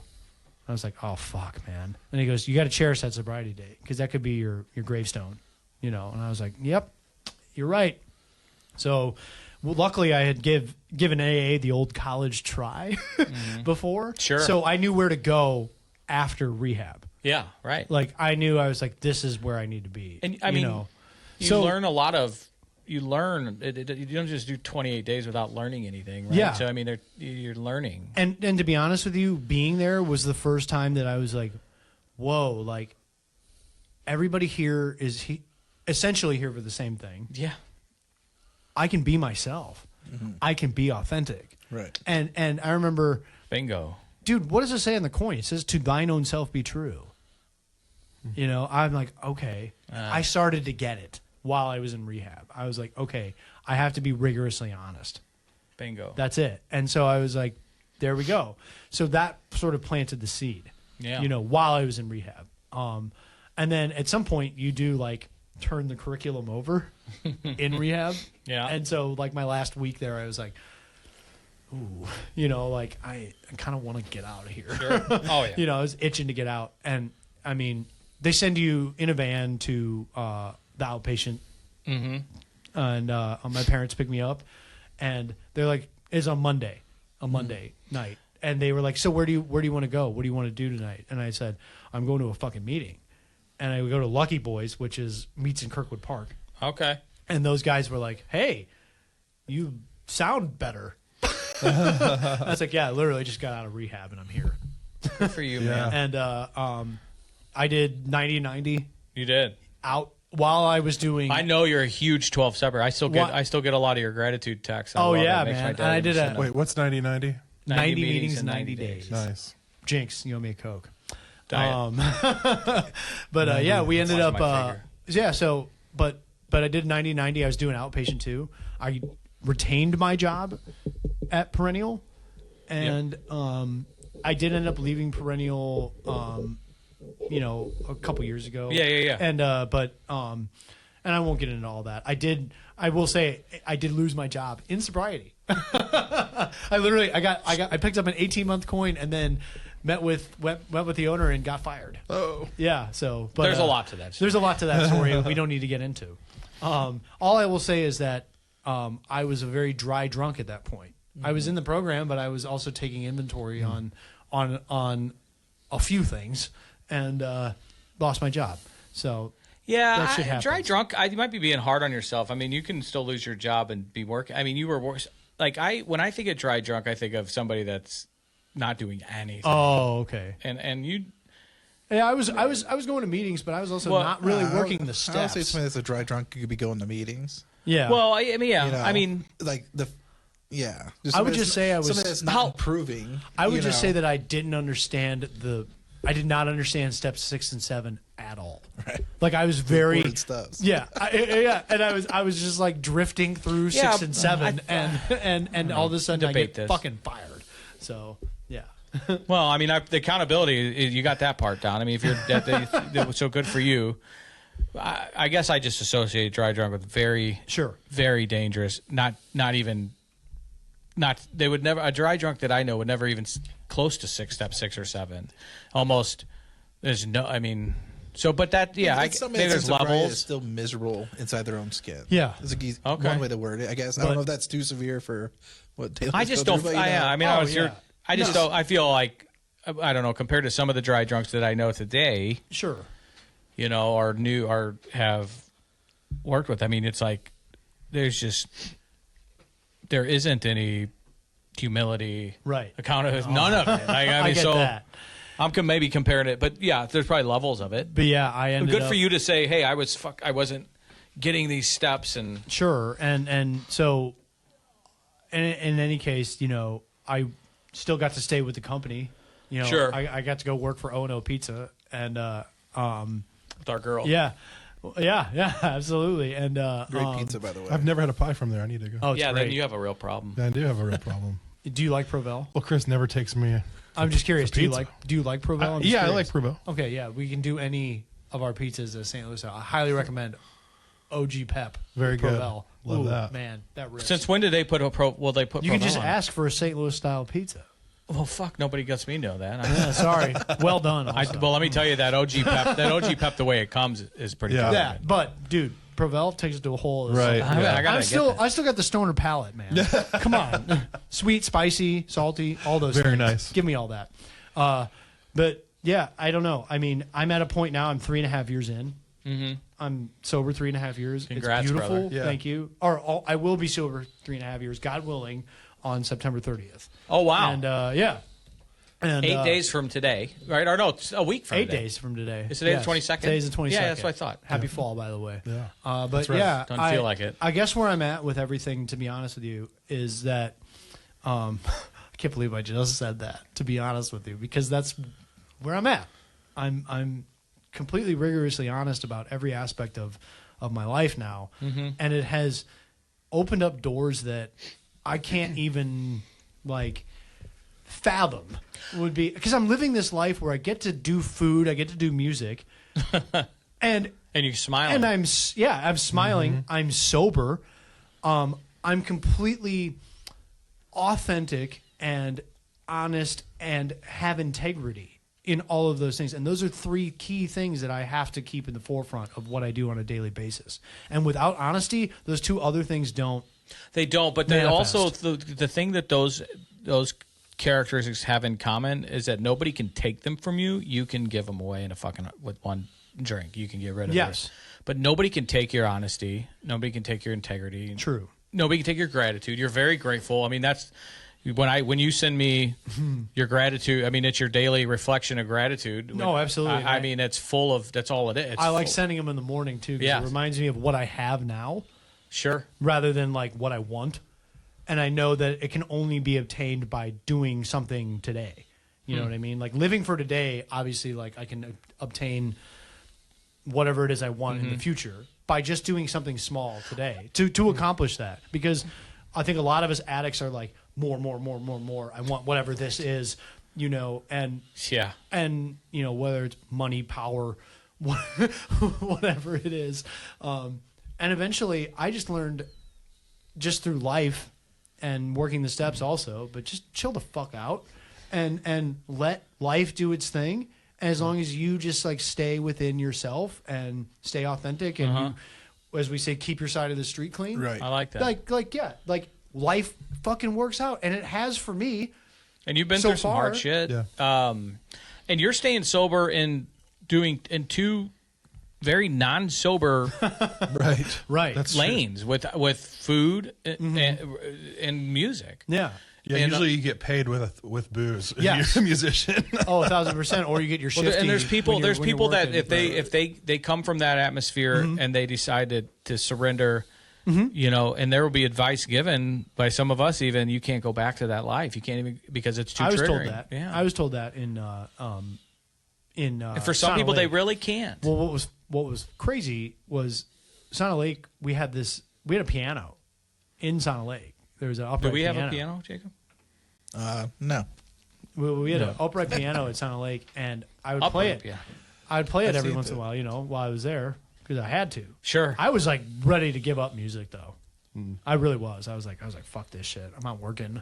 You know, I wasn't. I had burned all my bridges, but at least no, I hadn't burned all my bridges. I just really hadn't made any. Let's just say that. And I was You had a also- step to get to in that Yeah, regard. exactly. Anyway, but there was one day where we got to like show off and like, you know, like either do karaoke or something like that. I was like, I'm gonna play piano and sing, and I sang this song "These Days" by Jackson Brown, and Jackson Brown's sober, but I don't know if this song was necessarily about recovery, but boy, there's a lot of I'm gonna recovery listen to it on the way language in home it, now. and So good. the last line of the song is "Don't confront me with my failures. I have not forgotten them." I'm like, fuck. It's like So- B-Rabbit. Tell me something. Yeah. Tell me something you're going to say about me. And then, in the end, and he fucking hands the mic. Yeah. Tell these But people something they don't That's already seriously know what. about That's me. what I. Yeah, that's what I did at Free. When I went to Denver, the whole message was about let them, like, and then one of the message was, and I'll never forget it. And is let them judge you, let them say that about you because you've heard it before. Like I've heard that before. I know. I say it to myself all the time, motherfuckers. I'm failing at business. I'm failing here. I gotta. But I got a lot of shit, but I've heard it. But got a lot of shit. anyway, I play that song at These days, Jackson These Brown. Days, Jackson Brown. I play that song at Sauna Lake, and I don't think people actually understood that. I was like, no, I'm a professional musician. Like I can play. The worry, And- the worry I have about getting a piano, Jacob, is the people that aren't musicians that want to play it. Whatever. Make people fucking drive them to reuse. Oh, You can get them for free yeah. though. People can't Well- give pianos away, man. Anyways. Yeah, yeah. People do on Craigslist all the time. Yeah. Free. Really? Yeah, because Marketplace, nobody wants to free. move the damn thing. Yeah, get so it, you got to come get it. Fuck that. Yeah, and then My you have back to get hurts. it tuned, which is another $300. Yeah. But And anyway, when they add to it, So- you gotta do it again. so I play this song, and people were like, okay, so you maybe you should stay a musician. Right. You know your way. because You can tickle the ivories. Yeah, Yeah. and so that just went back into like the honesty part, the authenticity part that I keep referring to is the fact that it's like now I actually like have a sound, like I sound like Taylor, and I like that because I had a hard time with that for a long time. It was like trying to the imposter syndrome. Yeah. All Yeah. that, and now I'm at a point in the music scene of St. Louis at least where people are like, we like how Taylor plays, and we like how Taylor plays. So when you it's play- not like he's just going to learn the record note Right. for note. Yeah. He's going to learn it, but he's going to do it the way that he does it. Right, you fucking jam. I've heard it before. You played last night at Recovery Fest in I did. Kirkwood. But I got what, to- by yourself? What's No, up? I got to play with Sean Cannon's Voodoo Players. And then who? Like They're I thought there freaking was awesome. the Thanks. band. Like when you guys play at Perennial, it's like Oh, it's my trio. Trio, yes. Yeah, it's my I just call it Taylor Streiff Trio. But yeah, I get to That's an awesome. thank you. Little group. Like I you guys. appreciate Isn't that that. where you play the big cello and shit? Oh yeah, big Yeah. cello. What's it It's a called? Double bass. Whatever the fuck, man. Yeah, bass player Eric. He hasn't played upright in a while. He had a hand surgery, so wow. but There goes he's the coming sex back life. from that. Kidding, I don't know. Shout Which out hand? Eric. Left or right hand? I know both of them. Actually, you get carpal tunnel. That sucks. And you got to fix both your hands. Jeff strums a guitar I'm and gonna plays a play bunch of that. shit. But yeah, I appreciate that, and I think people really do like what I do, and so like not just other musicians, but Now We gotta I'm have them starting play on, like, alumni Well, nights. now I'm starting to find that people who are not even musicians, like just the general public, are starting to connect a little more with what I do. And it's, again, I'm gonna stress this. It's about being authentic. Yeah. It's about just like, Which is honesty too. yes, I mean, exactly. yeah. It's just about just go out there and fucking do it. So And also, I will say this because our egos will tell us that everybody's thinking about us. Nobody gives a fuck. Nobody gives a flying fuck about you.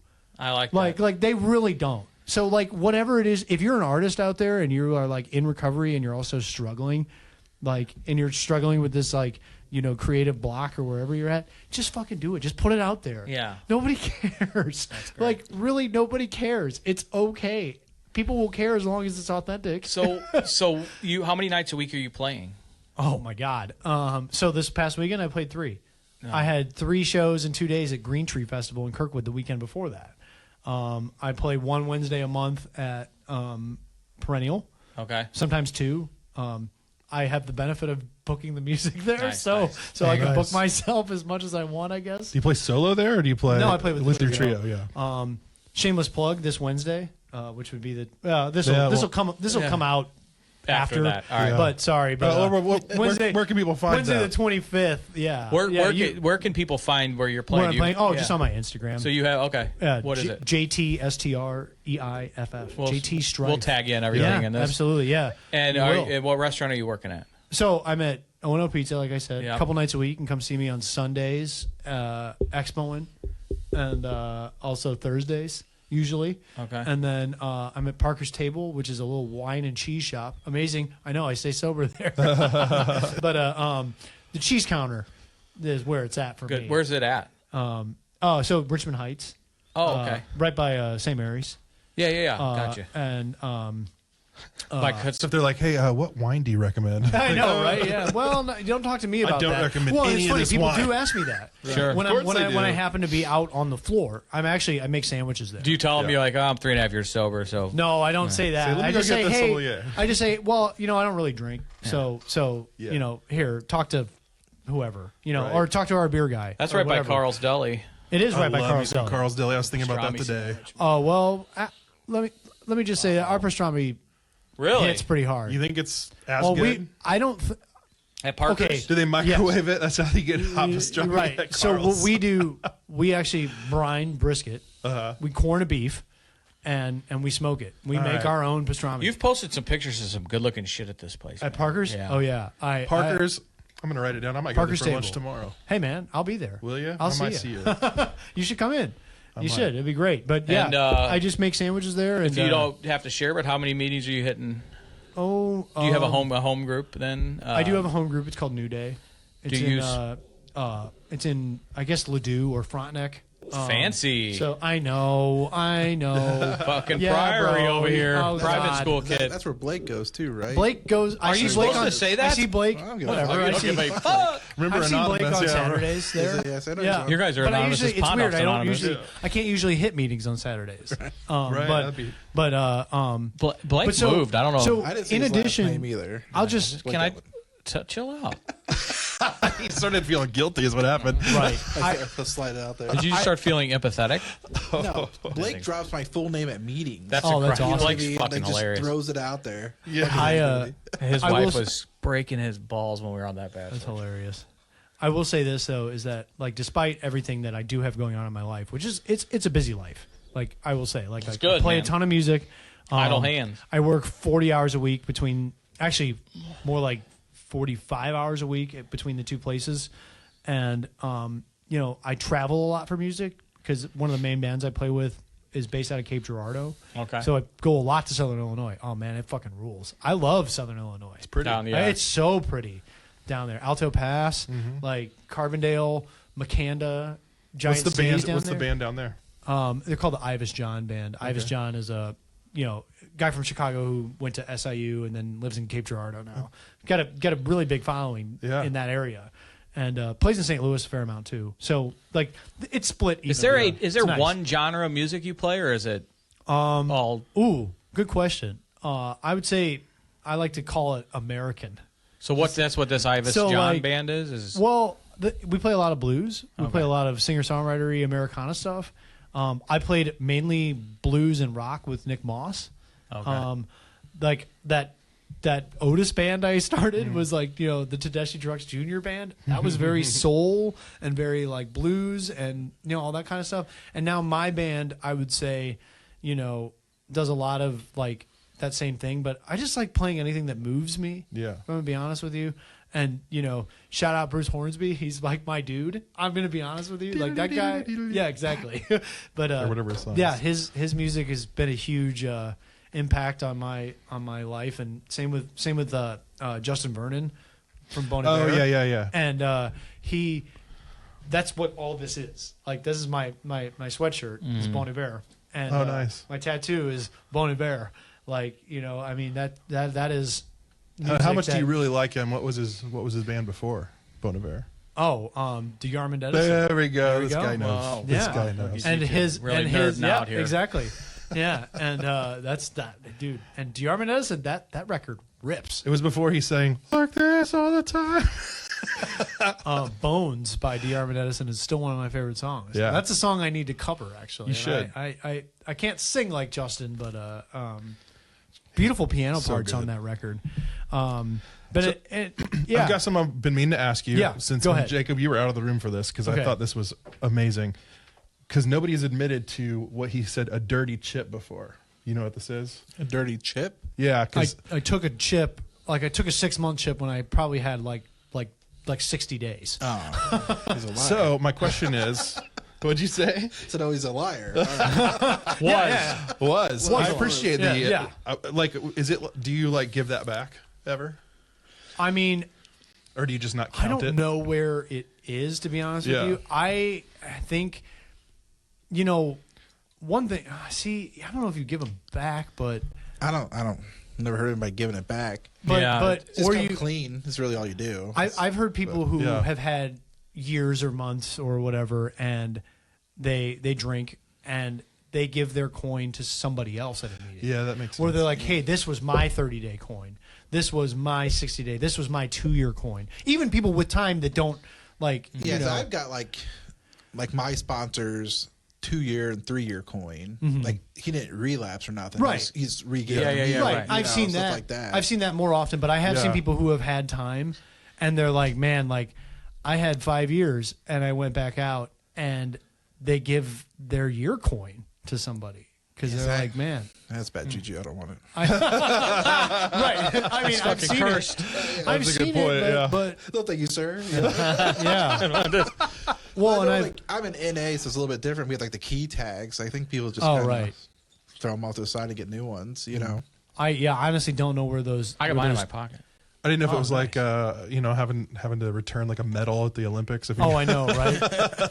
Right? Yeah. I mean, I've got all my coins on me right now, and it was amazing at Recovery Fest yesterday. I got to pick up they do the Members for Life. Oh, yeah. And so I got to pick up a 3-year coin because I don't get a chance to go to these events, Right. Because they're on Saturdays and I work I Saturdays. designed and, those coins, by the way. And you did? Yeah. I got one in my pocket right now. What did you and your ego do? I just whispered it, in the microphone. Really I'd like loud, to but- have we need to have a fucking booth at this next year. I was in Recovery Fest? Chicago, I think we had one. The podcast? At Recovery Fest. Oh, Here you go, bud. Let me see that. You designed that, Yeah. Jacob? I didn't know you could design stuff. I didn't either. There we go. do the ones before a year stuff like the quotes on the back? These are Or nice. did they get rid of I that? think I have one for my Wanna check this for out? when I left not outpatient, when I left inpatient. Yeah. They gave me a coin and it was one of those. Quotes. Yeah. Yeah. there's a quote on the back. Substantial. Yeah. Aren't those I love cool? this. Isn't that awesome? Good stuff, Jacob. Yeah, Thank you. absolutely. Fucking full circle So- moment here. Yeah, how about it? Right. But yeah, these are great and So, what do you tell anybody that's sober curious right now and curious. thinks they can do it on their own? don't. I mean, I have the benefit of having another outlet. I have Ben's Friends. I'm going to talk about that really, really quickly. And it's a national organization, and we focus on supporting hospitality workers, chefs, waiters, whatever, on staying sober. We're not a 12-step. That's cool. Like a little extra thing. Just a little extra thing. Yeah, a little extracurricular. You know what I I'm like saying? that. Yeah. Are you sponsoring anybody? I'm currently not. Sponsees? Do you do that? It's not that I'm opposed to it by any means. It's just that I haven't had the chance to. Okay. And honestly, it's kind of a higher power thing because, like, sometimes people ask you or they don't. And, like, I've had one guy ask me. Unfortunately, I just never heard from him again after a period of time there. Sure. And I really was trying to get into it and do that. And so, to be honest with you, if I'm going to talk about that real quick, go ahead. I wasn't sponsoring anybody. I was feeling a little lost in my program about a year ago. And was like, man, like, I don't know where I'm at right now. Because, like, I've done all the steps. I do all the steps. Let me stress this. I do all the steps on a daily basis. This is not a 12-step and I'm fucking done thing. Like, I'm sorry. Graduate and... Yeah, exactly. Oh, I did all 12 steps. I could drink again. Jesus. like, You do all 12 and you just stop. Yeah, exactly. You go back to being a dry drunk. dry drunk. Yeah, So, there you go. Obviously the 12 step says, we help other alcoholics, which a lot of people, the way that they do that is sponsor. Yeah. I was able to get Ben's friends. So that's a way that I help. Right. And then I also, I reached out to Erica at Sauna Lake and I said, hey, can I come speak at Sauna Lake? So I started doing that. And then my recovery completely changed again. Sure. It completely went way over the That's a big top. part of my recovery. Well, this. Oh, it absolutely is. And I love you for that. Life given, man. No, seriously. Like, you were right there at the beginning, man. So Well, always. And if you know anybody that's struggling, we're here for them. And I like how you said you tried it. And the reason I asked you that question, was kind of a wrap up, is because you tried it both ways. You tried it Taylor's way, then you tried it your higher power's way or God's way, however the fuck you want to look at it. But you went the way of humility and surrender is your word. You surrendered, and it's led to a big smile on your face, like when you talk, and that was lacking when you tried it on your own. I mean, you were white knuckling it, and not doing a whole lot of smiling. I mean, yeah, and I'm grateful for it for sure. I mean, I'm so fucking stoked on it. Yeah, like, man. I really am, and it's funny. I see. So this, is your family. I know them. They're great. I see this in front of me too, and it's like I got to do the same thing. Ben's friends, did Yeah, the same thing. yeah, I remember, right? And I got my face plastered all over the Webster Kirkwood Times. Yeah. And at one point, I was getting coffee before I was going to therapy. I'm still in therapy. Also, therapy's a good thing. Therapy's a good thing. And Don't you have to be honest with your therapist. Yeah, exactly. Yeah. Therapy's a good thing. It's no good if you lie to them. It's okay if you're in 12 steps and you are also doing therapy. It's totally okay. You should have that outlet also. How do people find Ben's friends?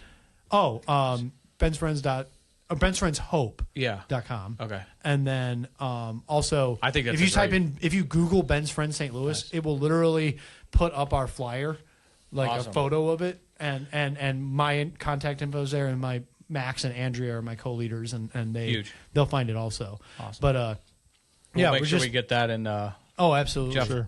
Yeah. Yeah, I'm gonna need some details because for sure. my old sponsor, still great friends of mine. He's a chef, owns a restaurant out in Herman, Missouri. That's what you were saying. And he's in recovery. He does a lot of stuff like sober livings, where he goes and like teaches them how to cook on a budget but good food. Oh, that's and amazing. stuff like that. I want to connect them with you. Oh, absolutely. Yeah. You should, for sure. But I got anyway. I was saying I was getting coffee one morning, and this little old lady walks up to me. She goes, "I saw you in the paper," and I was like, "What? What are you talking about?" And then all of a sudden, like, there I am, like, just spread out. That's funny. all over Webster and Kirkwood and Glendale. Well, it's kind of funny that you say that, because about halfway through this, I'm like, I fucking know where I've seen you before, and it was when we were doing this interview. You were at Clover when we were there, right? Oh, Yeah, that's right. Awesome. I'm like, that's hilarious. We were doing the interview for Webster Kirkwood Times. Yes. And you were there, and he's like, he was actually told the reporter, like, that guy over there, he actually was one of the guys that I talked to, you know? Oh, She should have put that's that in there. It right. would have been cool. And I was there I with didn't say James. that. I was there with James. And James is my... That's great. He gave your name, business card. So security number, you know. That's awesome. But James and I were just having coffee, like, I sober remember dudes. that, yeah. Sober dudes. We were just like Yeah. catching up and like, dude, what's going on? Like, you know, how's life right now? You know, kind of shit. And then you walked in, and I was like, this is James. James, Chris. That's you know? wild. Yep. Yeah. I And I remember. think James you is said now- he was going James to be is the on the housing podcast director. soon. Or Okay, one of the yeah. housing Yeah, guys yeah, at Sauna. So. One of my buddies is still in housing over there. Oh, okay. Says really good things about James. Yeah. Oh yeah, James is great. Shout out Full James. circle. Shout out James. Yeah. So we'll put information at Ben's Friends, Yeah. how to find you and your show schedule Yeah. on Just Instagram. JT Streiff. And And we'll highlight surrender and honesty, man. Those are two big. And don't take dirty fucking chips, dirty coins. That's what You're just lying to yourself. No front clean time, you know. Yeah, exactly. You're just lying to yourself. Taylor, I and appreciate you coming out here, man. This Chris, has been huge. thanks for having me. And this was a awesome opportunity. I'm having a lot of fun. I'm buzzing. Yeah, right yeah, now. man. For this sure. is great. Yeah. This is great. We'll make sure we get you some stuff you can share too with your socials. And that'd be great. man, thanks for wait. coming. 2 weeks we'll have Scott Spezio on. I know you're a baseball nerd, so you're Dude, I can't wait to hear that. Yeah, it'd be cool. All right, well, guys, thanks a lot, Taylor. I appreciate you so much. Thanks, Chris. Jeff, Jacob, part-time Jacob. No, he was busy. He had to put out. Putting out some fire. The addicts to take care of, you know. They're like babies. We all are like babies, aren't we? Appreciate everybody. Taylor, thanks again, and let us pray.